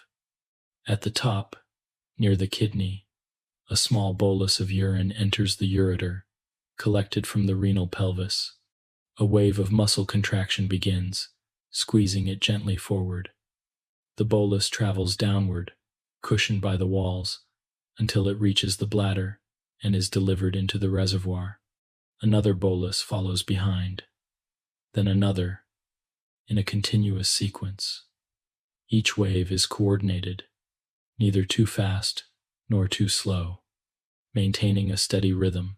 In this way, the ureters act as the unseen bridge between kidney and bladder, never ceasing their relay. From a broader perspective, the ureters are also a reminder of how even the simplest structures are given great care in the body's design. They are not mere tubes, but living conduits, equipped with specialized tissue, muscle, and valves, each feature shaped by evolution to meet the demands of life on land. Early aquatic creatures, whose waste could diffuse directly into water, did not need such passageways. But for land-dwelling animals, who must conserve water while still removing waste, a system of storage and controlled release became essential. The ureters arose as part of this adaptation, ensuring that filtered urine could be carried to the bladder for temporary holding.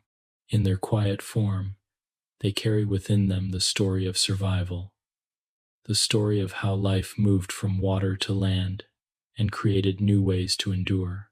As you rest and think of the ureters, you might picture them as small rivers running between pools, narrow streams that guide water from mountain springs to a waiting lake. The kidneys are the springs, filtering and sending forth their flow. The ureters are the streams, carrying that flow with constancy. The bladder is the lake, collecting and holding until the time for release arrives. Together they create a landscape of movement, a cycle of water that echoes the rivers and lakes of the outer world. It is fitting, too, to notice how unintrusive their work is. The ureters ask nothing of you, require no command, give no signal of their presence. They simply perform, invisibly, a hidden rhythm of waves that carry life's balance forward. If the kidneys are the guardians of blood, the ureters are the gentle messengers, moving silently from one station to the next. And so, as urine makes its passage through these pathways, you remain unaware, free to focus on other things, or to drift into sleep. This hidden process is part of the larger gift of the body's design, essential functions carried out without effort, leaving you free to rest and trust. The ureters are among the most unassuming of organs, yet without them, the whole pathway of the urinary system would falter.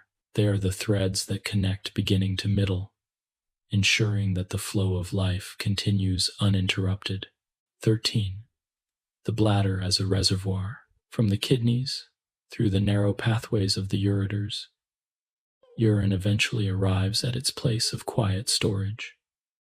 If the kidneys are the fountains and the ureters the streams, the bladder is the lake, a reservoir designed not only to hold but also to adapt, waiting patiently until the time for release arrives. It is here that the urinary system reveals one of its most remarkable features: the ability to separate the production of urine from its elimination. This distinction allows the body to function with dignity and control, avoiding the constant trickle of waste and instead providing the freedom to store and release at the right time. The bladder is a hollow, muscular organ located deep in the pelvis, just behind the pubic bone. In its empty state, it is small and folded, lying low and unnoticed. But as urine collects, it expands, rising upward into the abdominal cavity, its walls stretching like a balloon. This expansion can be considerable. A healthy bladder can hold about half a liter of fluid, sometimes more, though the urge to empty is usually felt at a much lower volume. The ability to stretch and then return to its original form is made possible by its unique lining, the transitional epithelium. This tissue, also present in the ureters, has cells that can change shape flat when stretched, rounded when relaxed, allowing the bladder to accommodate great changes in volume without damage. Beneath this lining lies a thick layer of smooth muscle known as the detrusor. This muscle is the true engine of the bladder, responsible for contracting to expel urine when the time comes. Between fillings, the detrusor remains relaxed, allowing the walls to stretch as fluid arrives.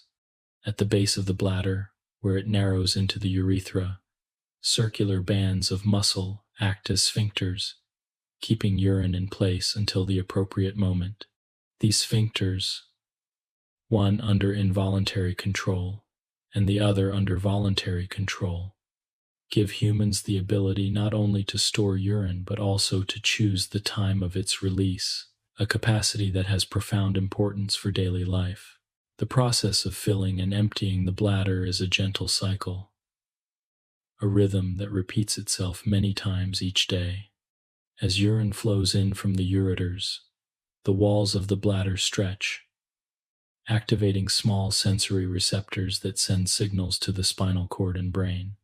At first, the sensation is faint, a whisper of fullness that can easily be ignored. As the volume increases, the signals grow stronger, and the sensation of needing to void becomes more pronounced.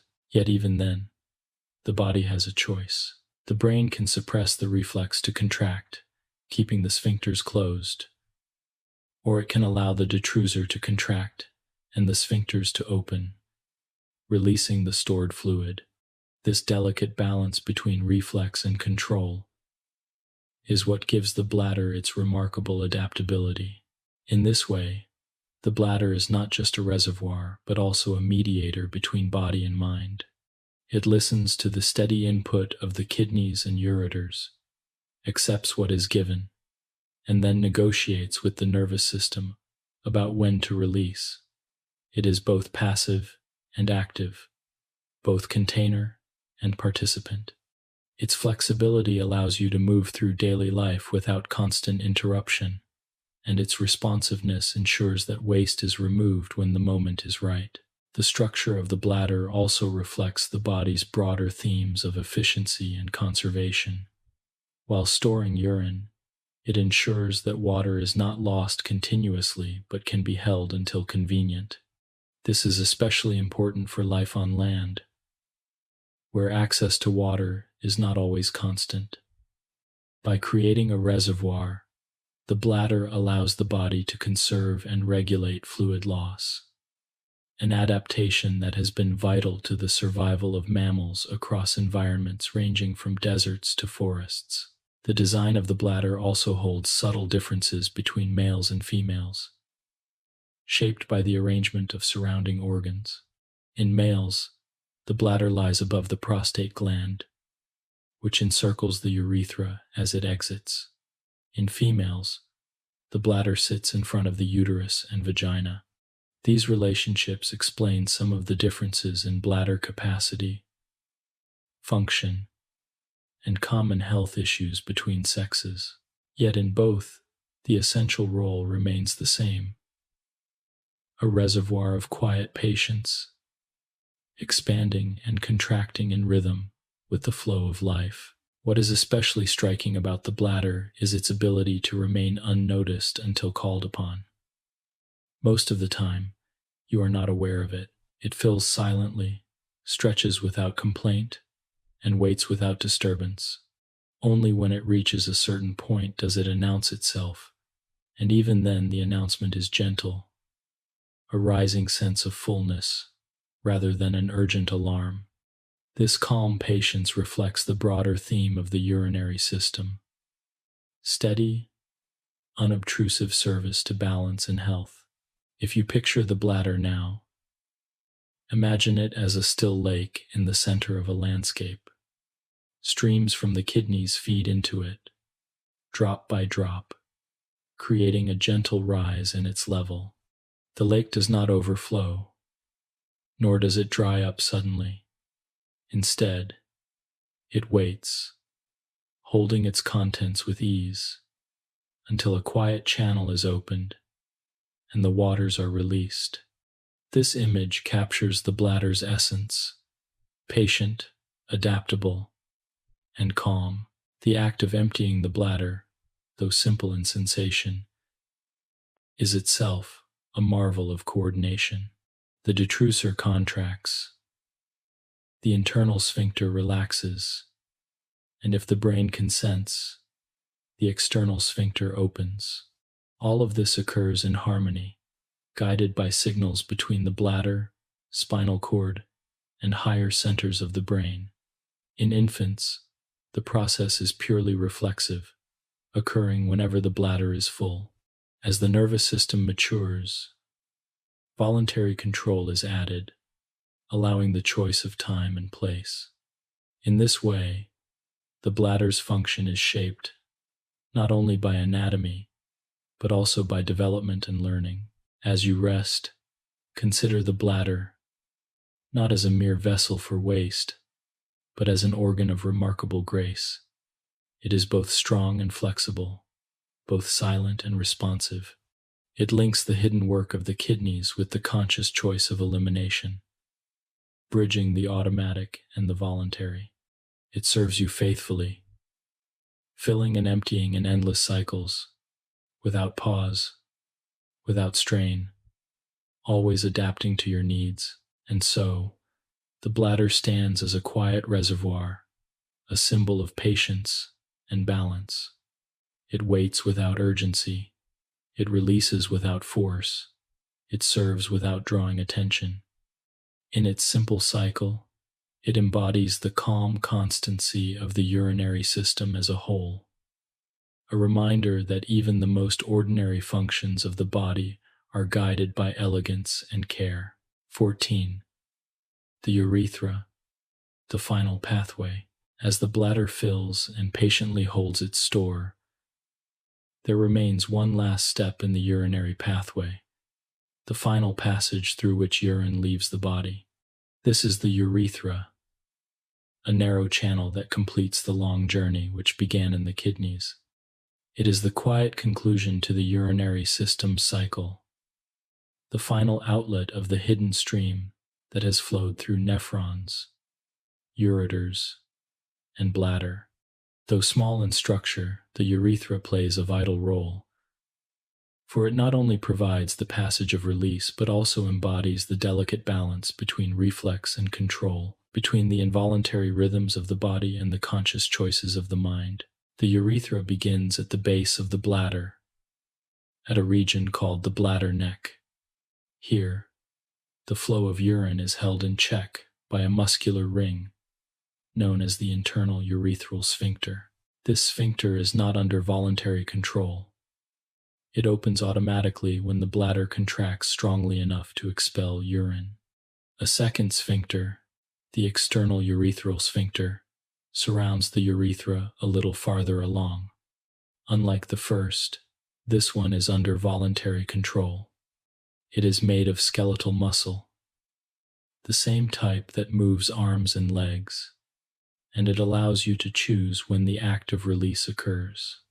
This dual arrangement gives the urethra its unique character, for it is both part of the automatic reflexes of the urinary system and part of the conscious choices of daily life. In males and females, the urethra differs in length and course, reflecting the anatomy of the surrounding structures. In females, it is short, only about 4 centimeters long, extending from the bladder to the external opening just above the vaginal entrance. Its brevity makes it efficient for release, but also more vulnerable to infections, since bacteria have a shorter distance to travel inward. In males, the urethra is much longer, about 20 centimeters, passing through the prostate gland and then the length of the penis. Along its course, it also serves as a shared pathway for both urine and semen, though never at the same time. This length provides more protection against infection, but requires more complex coordination. Despite these differences, the urethra's purpose remains the same: to provide the final passage outward, completing the urinary cycle.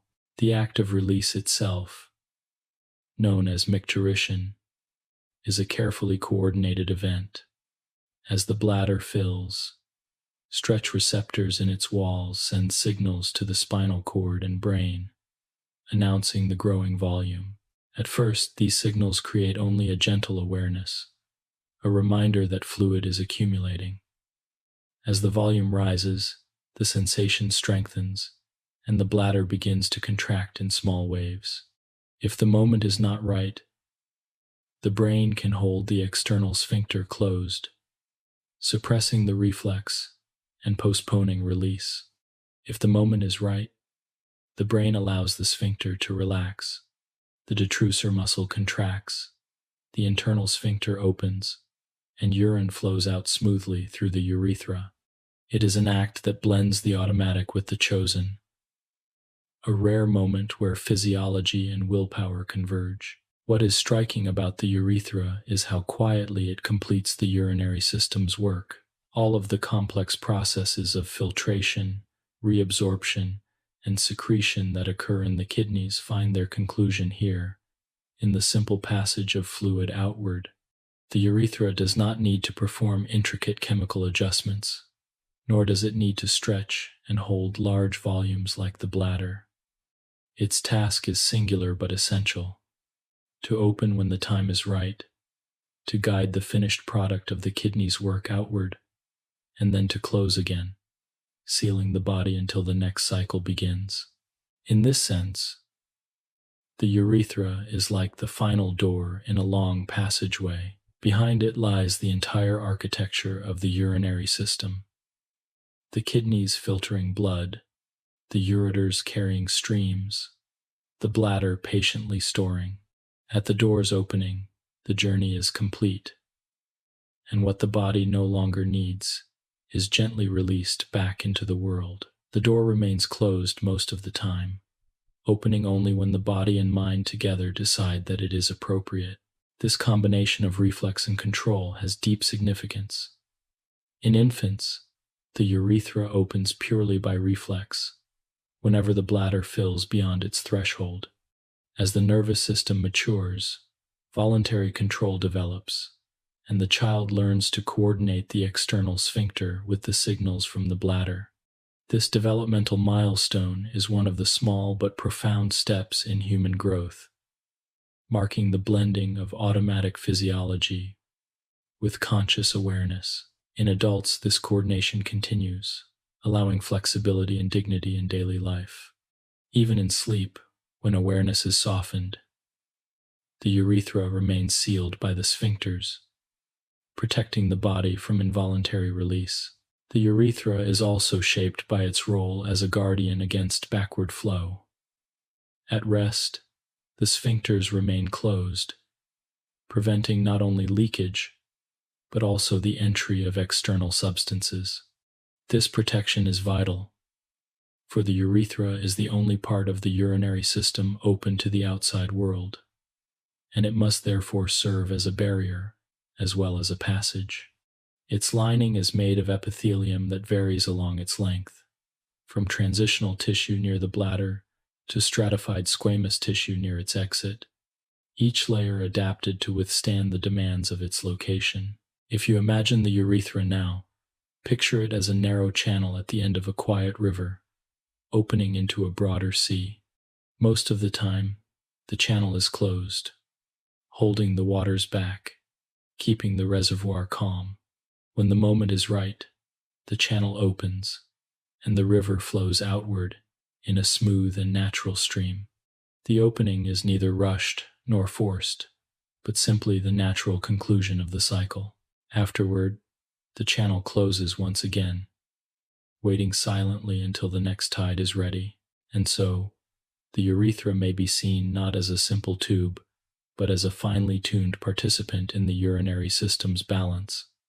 It represents the final choice, the merging of automatic rhythms with conscious intention. It protects, it guides, it releases, and then it seals again. Though its role is brief in each cycle, its importance is profound, for without it, the pathway would remain incomplete. As you let your thoughts drift, consider how this final passage embodies the themes of the urinary system as a whole: constancy, balance, patience, and quiet release. From the filtering of the kidneys to the storage of the bladder, all is directed toward this moment, when what is no longer needed is let go. The urethra is the gentle outlet of life's hidden river, the last step in a cycle that repeats endlessly, silently, and faithfully within you. 15. Nighttime physiology. As the day fades into evening and the body begins to slow, the urinary system does not stop its work. Instead, it adapts, changing its rhythm to match the quiet state of rest. This is the physiology of night, the gentle shift that allows the body to sleep without constant interruption, while still preserving the balance of water, salts, and waste within. The kidneys, bladder, and the hormonal signals that guide them all take part in this adjustment, creating a nighttime pattern that is as natural as the rhythm of breath or the beating of the heart.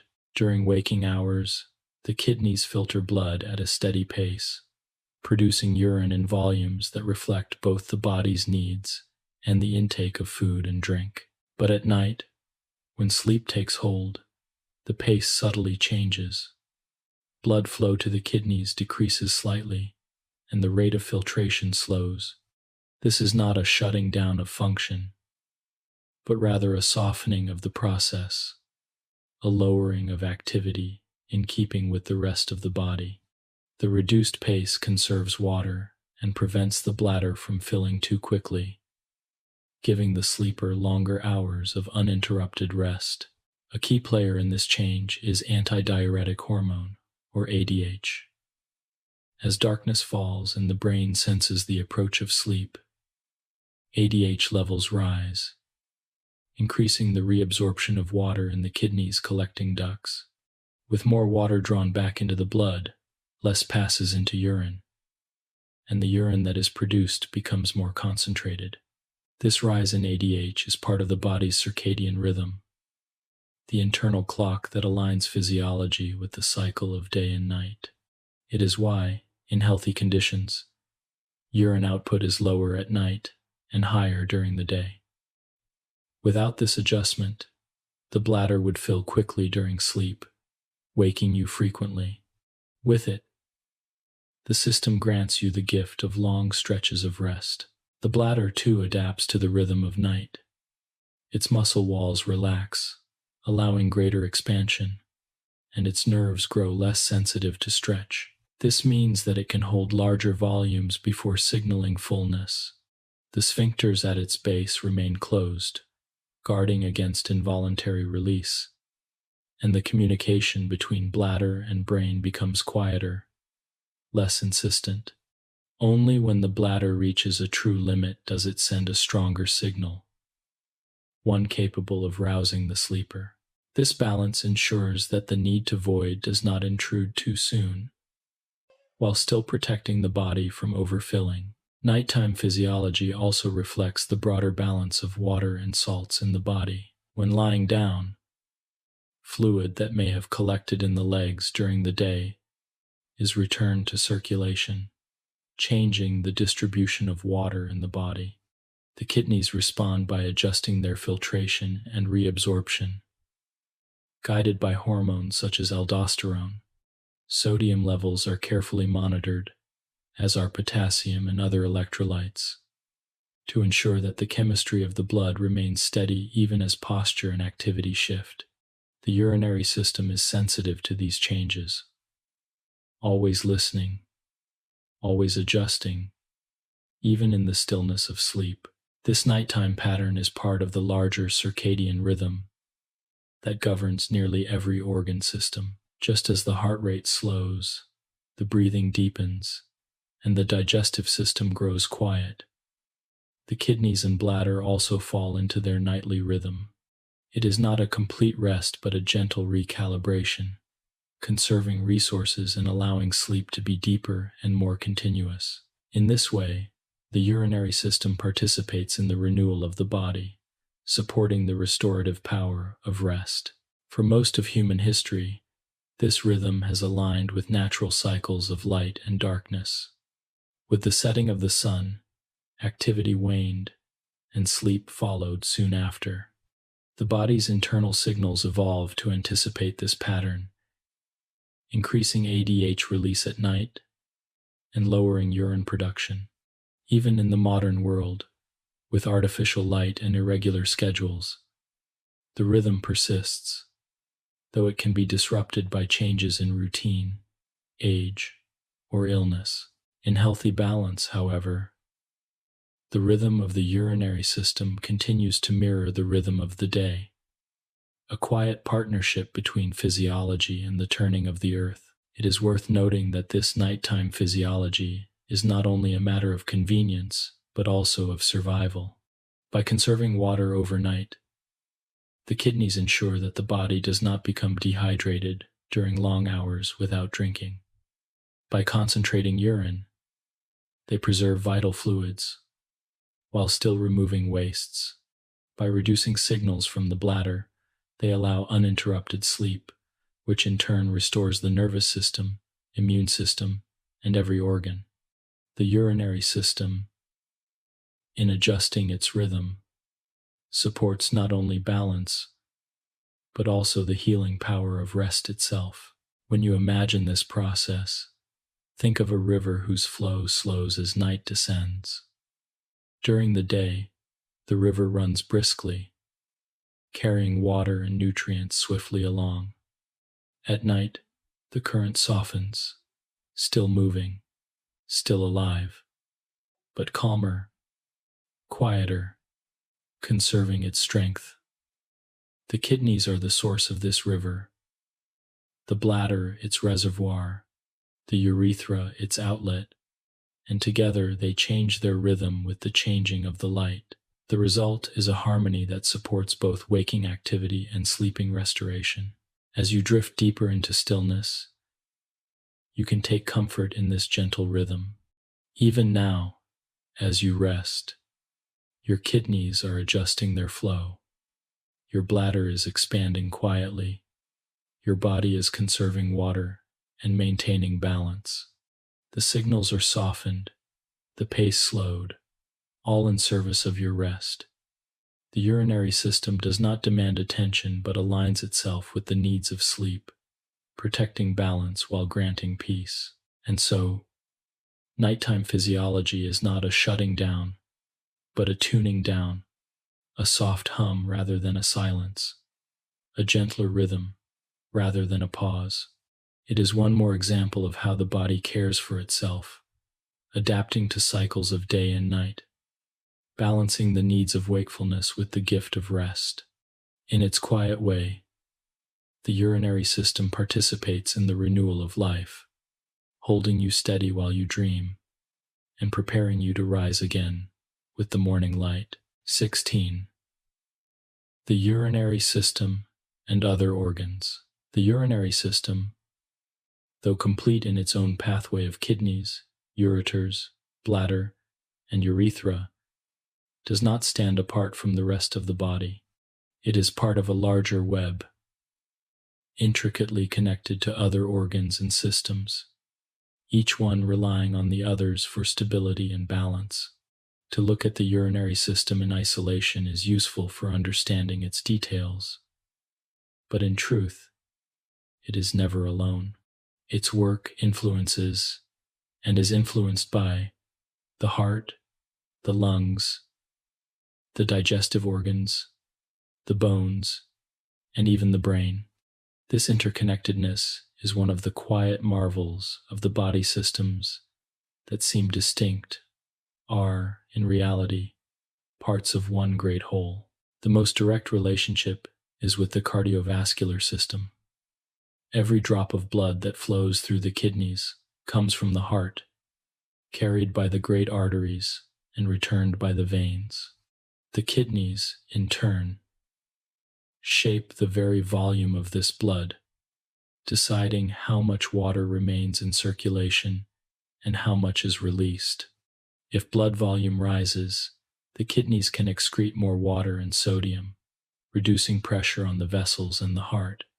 If blood volume falls, they conserve water and sodium, restoring the flow. This partnership ensures that blood pressure remains within a range that sustains life. Without the kidneys, the heart would strain against fluctuating volumes. Without the heart, the kidneys would have no river to filter. The kidneys also release hormones that directly affect the cardiovascular system. Renin, as part of the renin-angiotensin-aldosterone system, raises blood pressure when it falls too low. Erythropoietin stimulates the production of red blood cells, ensuring that the blood can carry enough oxygen. In this way, the kidneys do not merely receive blood from the heart, but actively shape its composition and flow. The two systems are bound together in a constant dialogue, one pumping and the other balancing, one moving and the other refining.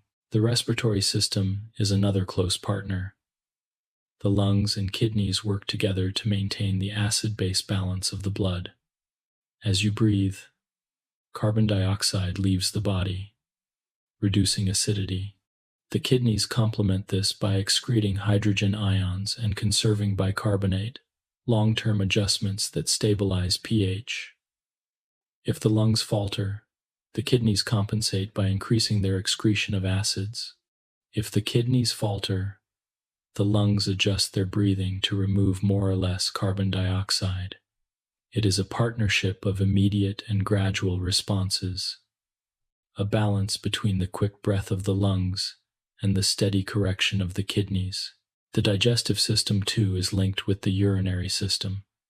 The food you eat provides the salts, minerals, and water that the kidneys must balance. Proteins broken down in digestion create nitrogenous wastes, such as urea, which must be excreted in urine. Minerals absorbed in the intestines, calcium, potassium, magnesium, are regulated in part by the kidneys. Even the liver, central to digestion and metabolism, produces compounds, such as ammonia, that the kidneys convert into safer forms for excretion. In this way, what begins in the mouth and stomach finds its conclusion in the kidneys, a cycle that transforms nourishment into both energy and waste. The skeletal system, too, is intertwined with the urinary system. Bones are reservoirs of calcium and phosphate, minerals that the kidneys regulate carefully. When calcium in the blood falls, parathyroid hormone signals the kidneys to conserve calcium and release phosphate. At the same time, the kidneys activate vitamin D into its usable form, calcitriol, which allows calcium to be absorbed from food. Without the kidneys, bones would weaken, deprived of the balance they require, and without the skeleton, the body would lack its mineral storehouse. Together, they form a cycle of supply and demand, a partnership between solid structure and fluid balance. The nervous system also plays a role in this interconnectedness. The sensation of bladder fullness, the voluntary control of urination, and the hormonal signals of thirst are all guided by neural pathways. The brain interprets signals from stretch receptors in the bladder, decides when release is appropriate, and coordinates the relaxation of sphincters. At the same time, the brain's hypothalamus monitors the concentration of blood and directs the release of ADH, guiding the kidney's reabsorption of water. These connections remind us that urination is not merely mechanical, but also deeply integrated into awareness, behavior, and decision-making. Even the skin participates in this web of balance. Through sweat, the body loses water and salts, and the kidneys adjust to replace what is lost.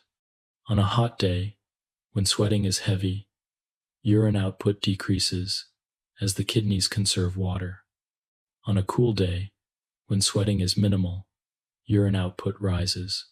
This partnership ensures that the overall fluid balance remains stable, no matter the conditions outside. The immune system, too, is touched by the urinary system. The kidneys filter not only waste, but also small toxins and byproducts of immune responses. The urinary tract, though usually sterile, is protected by immune defenses that guard against infection.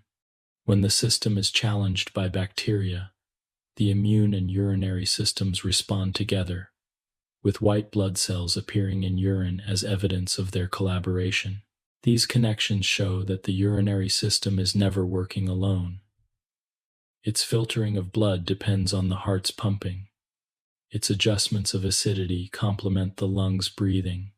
Its regulation of minerals supports the skeleton. Its management of water is tied to the digestive system, the skin, and the brain.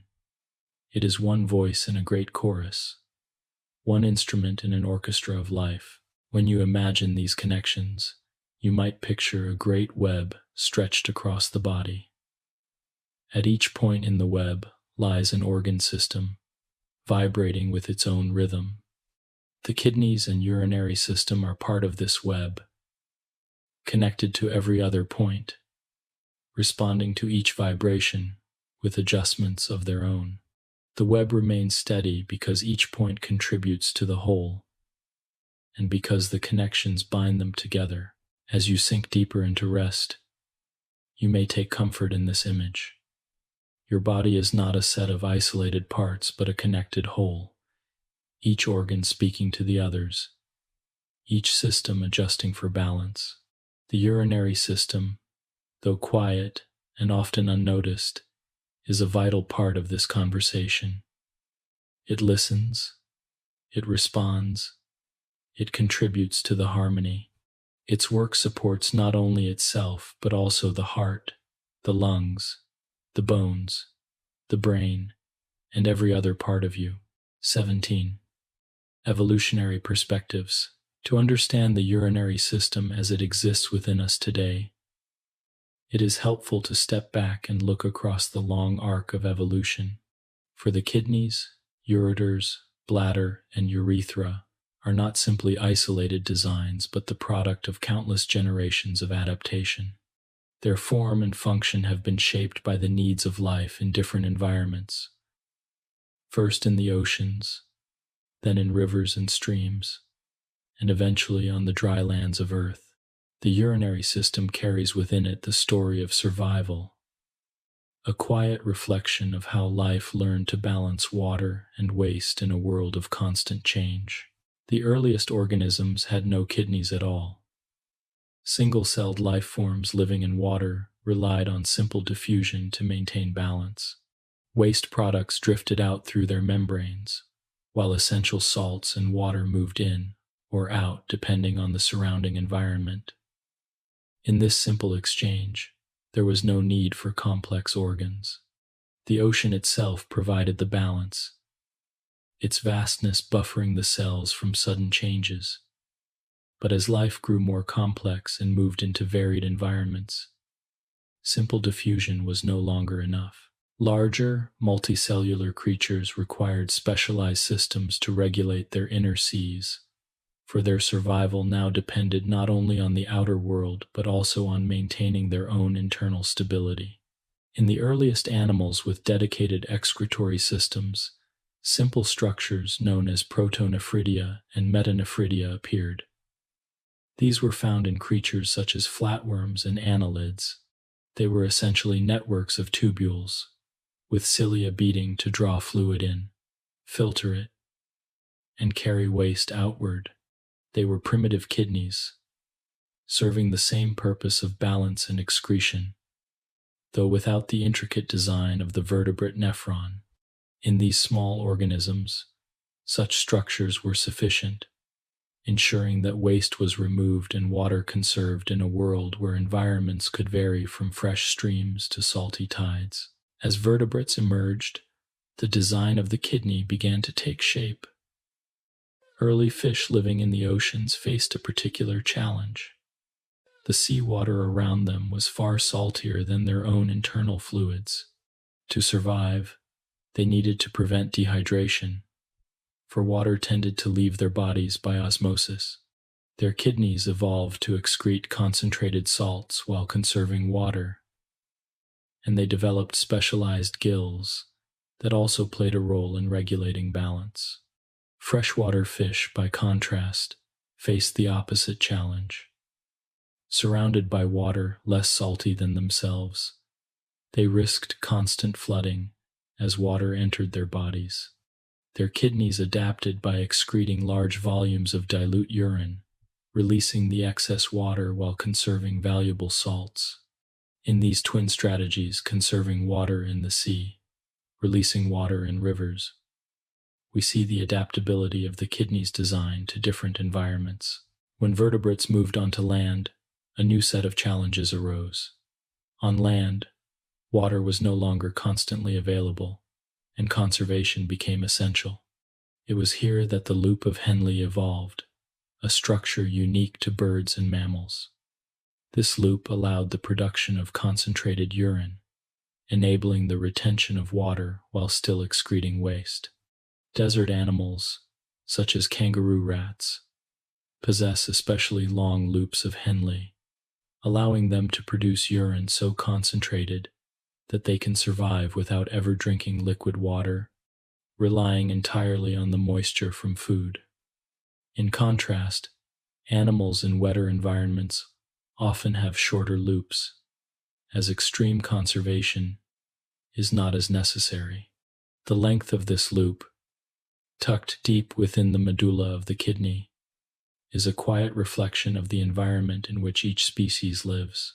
Birds developed their own solution, excreting nitrogenous waste not as urea, as mammals do, but as uric acid.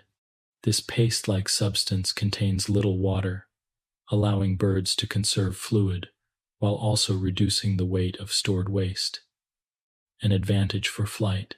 Reptiles share this strategy, reflecting their adaptation to dry environments. Amphibians, however, remain closer to their aquatic roots, excreting ammonia directly when in water, but shifting toward urea when on land. Each group reflects a different stage in the evolutionary puzzle, each adaptation shaped by the demands of its surroundings. Even within humans, traces of this evolutionary journey remain. The nephron structure, with its glomerulus, tubules, and loop of Henle, reflects the layered solutions of ancient ancestors. Our ability to concentrate urine is a direct inheritance from the challenges of life on land. Our reliance on urea rather than ammonia or uric acid is a balance between toxicity and water conservation. Urea is less toxic than ammonia and requires less water to excrete than uric acid, making it an efficient compromise. In this way, the very chemistry of our urine speaks of evolutionary trade-offs, decisions written not by thought, but by survival across countless ages. The bladder, too, reflects adaptation. Aquatic creatures often release waste continuously, but mammals, needing to control both timing and water loss, evolved a reservoir. The ability to store urine allows not only conservation but also choice, freeing animals from the vulnerability of constant release. It is a small detail, but one that carries immense significance for survival in the varied landscapes of Earth. In looking at the urinary system through this lens, we see not only its function but also its history.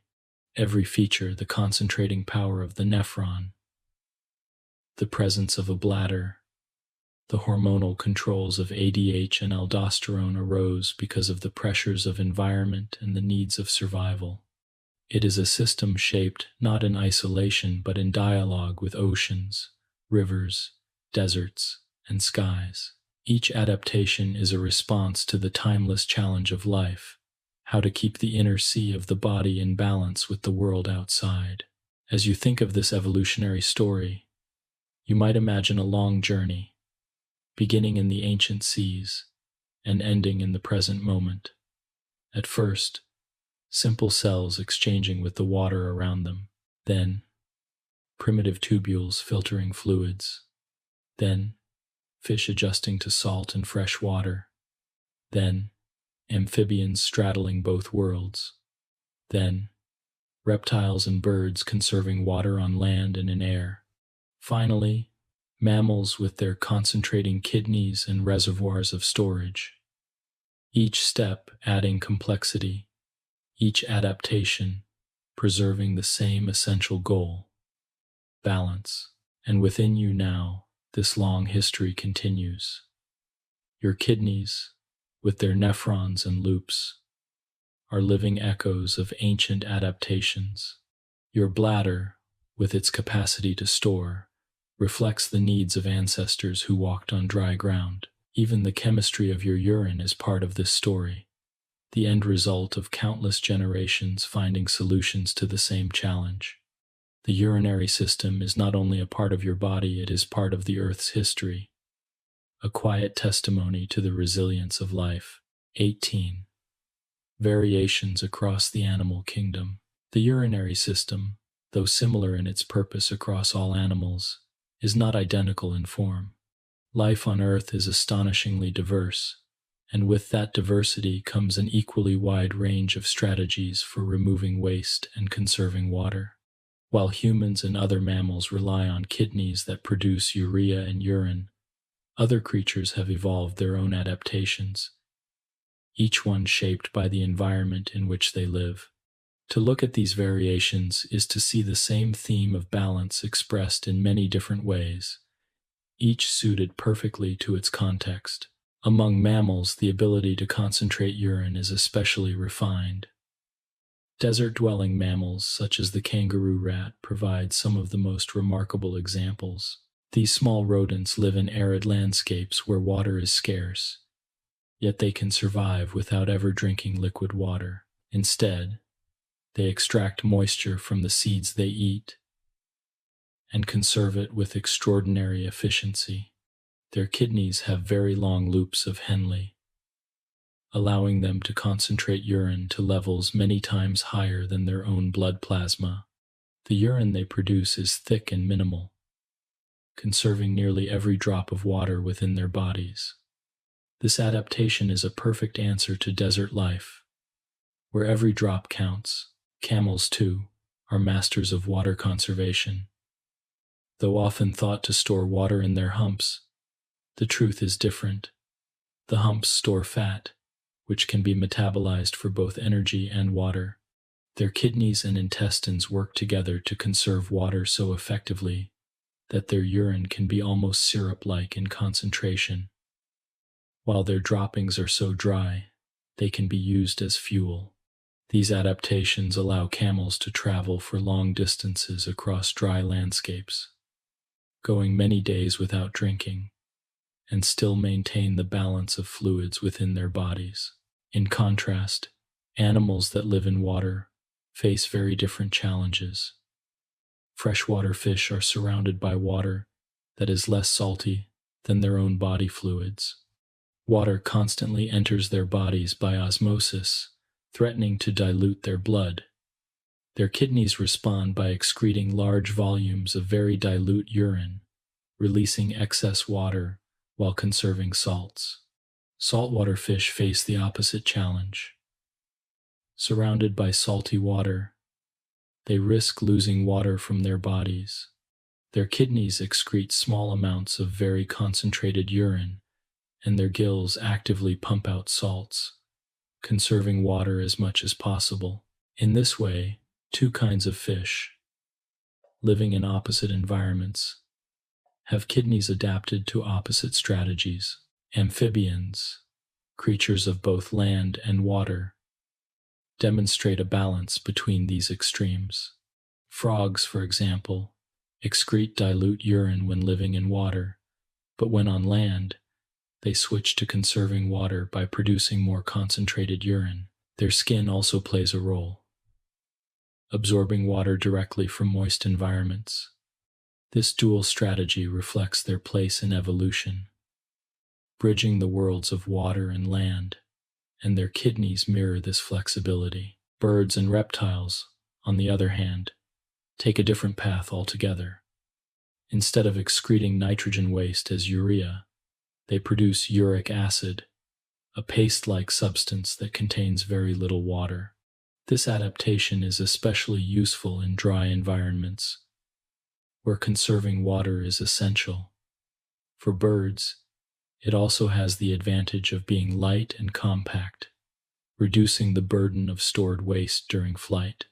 This is why bird droppings appear white and chalky. They contain crystals of uric acid rather than liquid urine.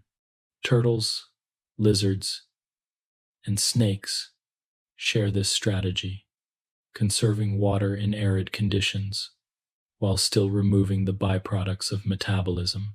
Insects, though small, have evolved their own unique system.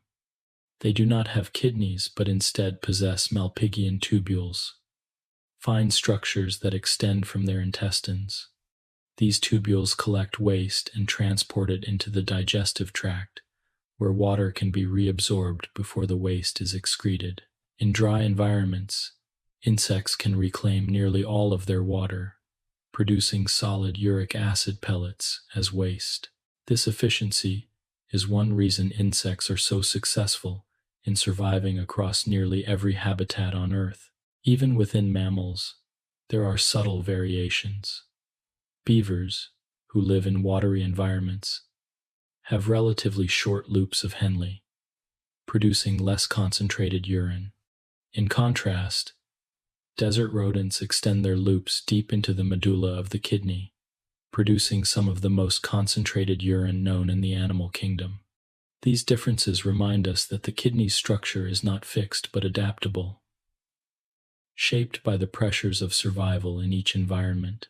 Marine mammals, such as whales and dolphins, also provide fascinating examples. Instead, they obtain water from the food they eat, especially fish, and from the metabolic breakdown of fat. Their kidneys are highly lobulated, with many small units working together, allowing them to excrete the excess salt in their diet while conserving water. This adaptation enables them to thrive in an environment that would otherwise be hostile to fluid balance. Looking across the animal kingdom, what becomes clear is that the problem is always the same: how to maintain the inner sea of the body in balance with the outer environment. The solutions, however, are varied, each one elegant in its own way. Some conserve water fiercely, producing concentrated urine or solid uric acid. Others release water freely, producing dilute urine in great volumes. Some use kidneys like ours. Others rely on different structures altogether, but all are solving the same puzzle: how to survive in a world where water and salts are always shifting, never guaranteed. When you imagine these variations, you might picture a great landscape of life. In the desert, small rodents and camels conserve every drop, their kidneys shaped for survival in arid sands. In the forest streams, frogs adapt between water and land, shifting their strategy with the seasons. In the open sea, Dolphins filter salt, while fish either excrete water or conserve it, depending on whether they swim in fresh or salty waters. In the skies above, birds conserve water with chalky uric acid, lightening their load for flight. Each creature carries its own answer to the same question, each adapted to its world, and within these answers lies a unifying theme: life's determination to endure. The urinary system, whether in the form of a mammalian kidney, a reptile's uric acid glands, or an insect's Malpighian tubules, is a testimony to this determination. Across environments, across forms, the same principle remains: the balance of water and waste, the preservation of the inner sea. As you drift deeper into calmness, you may take comfort in this continuity. The system that works within you is part of a larger story, shared with countless forms of life. Each variation is a reflection of survival, each adaptation a reminder of life's resilience. The urinary system, whether in human or animal form, is always a guardian of balance, a quiet keeper of life's flow. 19. Gentle, clinical glimpses. So far, we have walked through the urinary system as a story of balance and harmony, a cycle of filtration, storage. Yet in the practice of medicine and the experience of life, this system sometimes faces challenges. These challenges are known as clinical conditions, changes in function that can disturb balance. To explore them here, we will do so gently, with soft glimpses rather than heavy detail, always keeping our focus on the resilience of the system and the ways it strives to restore equilibrium. One of the most common conditions of the urinary system is the urinary tract infection, often abbreviated as UTI. This occurs when bacteria, usually from the outside, enter the urethra and make their way upward into the bladder. Because the urethra in females is shorter, these infections are more common in women than in men. The bladder, however, is well defended. Its walls secrete protective substances, and frequent emptying helps flush bacteria away. When an infection does take hold, it can bring discomfort, but in most cases, it is easily treated and resolved. The body's defenses and the support of medicine together restore the calm rhythm of the system. Another gentle glimpse can be found in kidney stones, small, solid crystals that sometimes form in the kidneys when minerals in the urine become too concentrated. These stones may pass into the ureters, causing pain as they travel. Yet even here, the body's design is resilient. Many stones are small enough to pass naturally, carried by the very flow that the urinary system sustains. When help is needed, medicine can break stones down or remove them, and balance is once again restored. The kidneys continue their filtering, the ureters continue their waves, and the cycle goes on.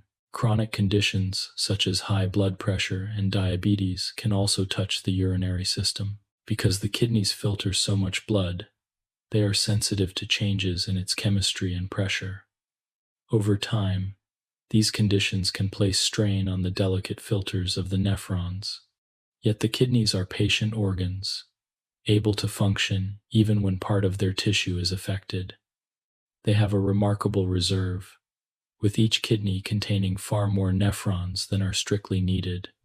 This redundancy means that even when challenges arise, function continues, often unnoticed by the person for many years. There are also conditions where the balance of water and salts becomes altered. In dehydration, for instance, the kidneys conserve water fiercely, concentrating the urine to preserve every drop. In overhydration, they open the gates, releasing the excess to protect the inner balance. In this way, the urinary system is constantly adapting to circumstances, whether they arise from illness or simply from changes in daily life. Another gentle example is nocturia, the need to wake at night to urinate. As we have seen, nighttime physiology usually reduces urine production through the rise of ADH. Yet in some individuals, this rhythm shifts and the bladder fills more quickly. While it can disturb rest, the condition is usually not dangerous, and it reflects the body's sensitivity to hormones, hydration, and age. The bladder and kidneys are simply continuing their work faithfully, even if the timing feels less convenient. The clinical lens also brings attention to the importance of the kidneys in overall health. When the kidneys falter severely, a condition known as kidney failure can occur. In these cases, the body can no longer maintain its balance of water, salts, and wastes without assistance. Medicine provides support through dialysis, a process that filters the blood externally, imitating the work of the kidneys. While dialysis cannot replace the kidneys fully, it sustains life until a kidney transplant may be possible. And here again, the story is one of resilience. Even when challenged, the principle of balance is preserved through human knowledge and care. Throughout all these glimpses, what remains constant is the body's determination to keep equilibrium. Whether facing infection, stones, or broader conditions, the urinary system adapts, compensates, and continues its flow. Its reserves of strength, its layers of redundancy, and its partnerships with other organs make it deeply resilient. Even when difficulties arise, the system remains a quiet guardian, doing its work as fully as it can.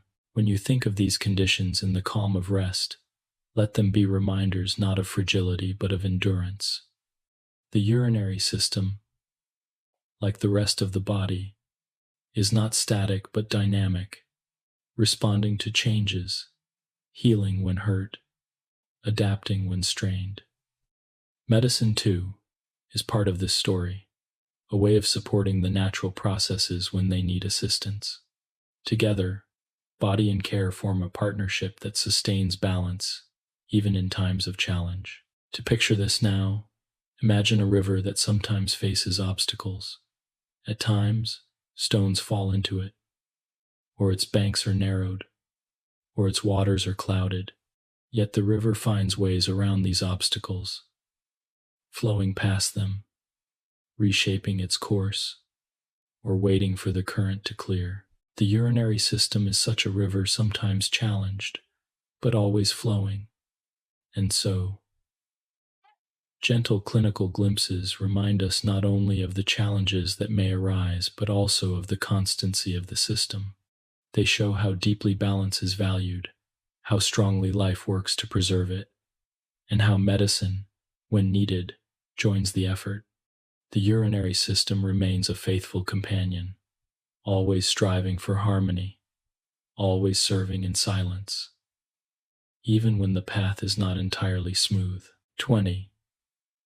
Closing reflections on balance. As our gentle journey through the urinary system comes to its close, we arrive at a place of quiet reflection.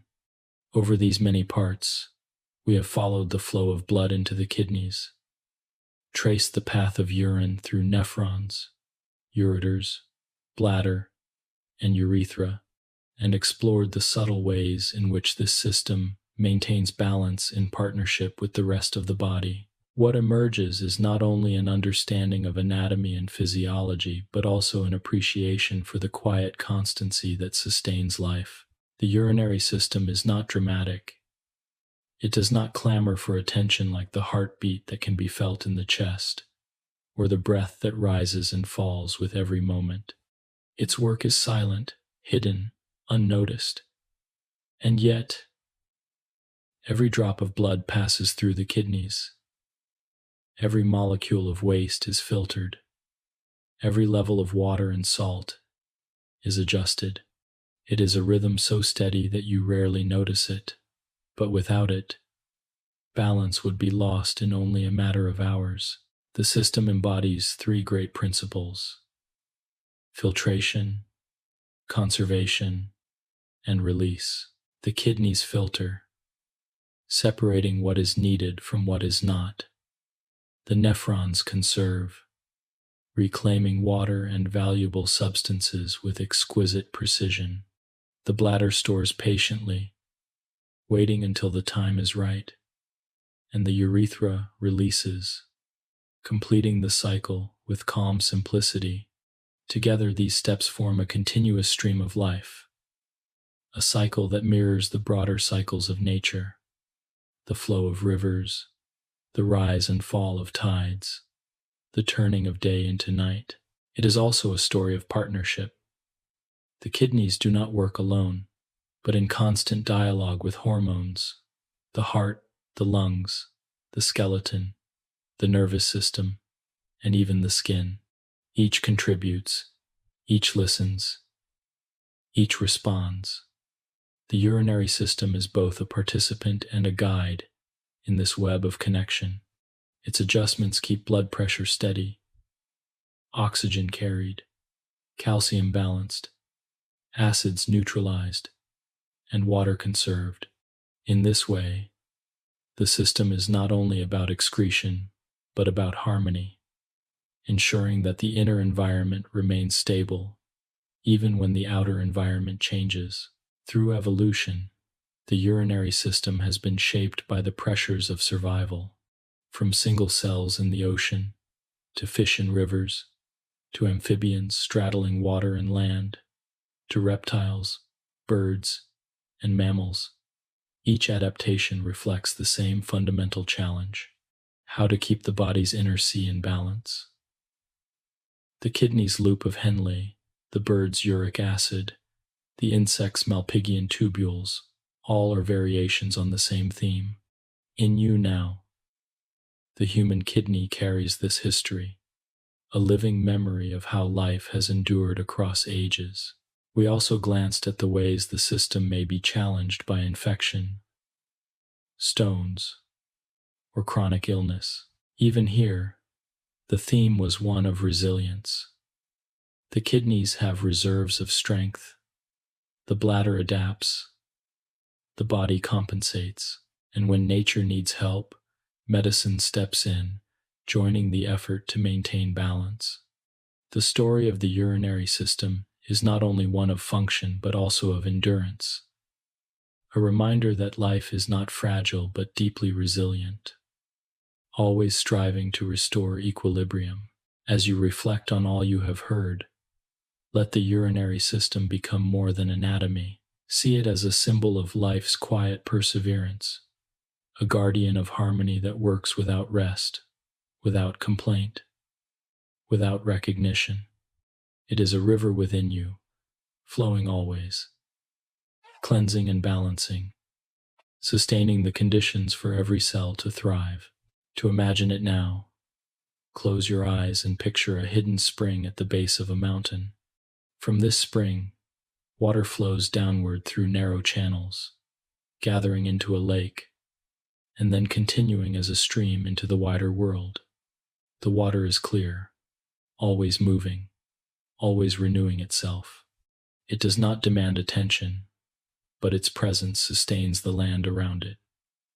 The urinary system is such a spring, hidden within, flowing quietly, sustaining you with its constancy. And so, we end where we began, with balance. The urinary system is the body's quiet keeper of balance, adjusting drop by drop, moment by moment, to maintain the conditions of life. Its work is gentle, patient, and faithful. As you let these reflections settle, allow yourself to feel the calm of balance, the sense of being held steady by processes far deeper than thought.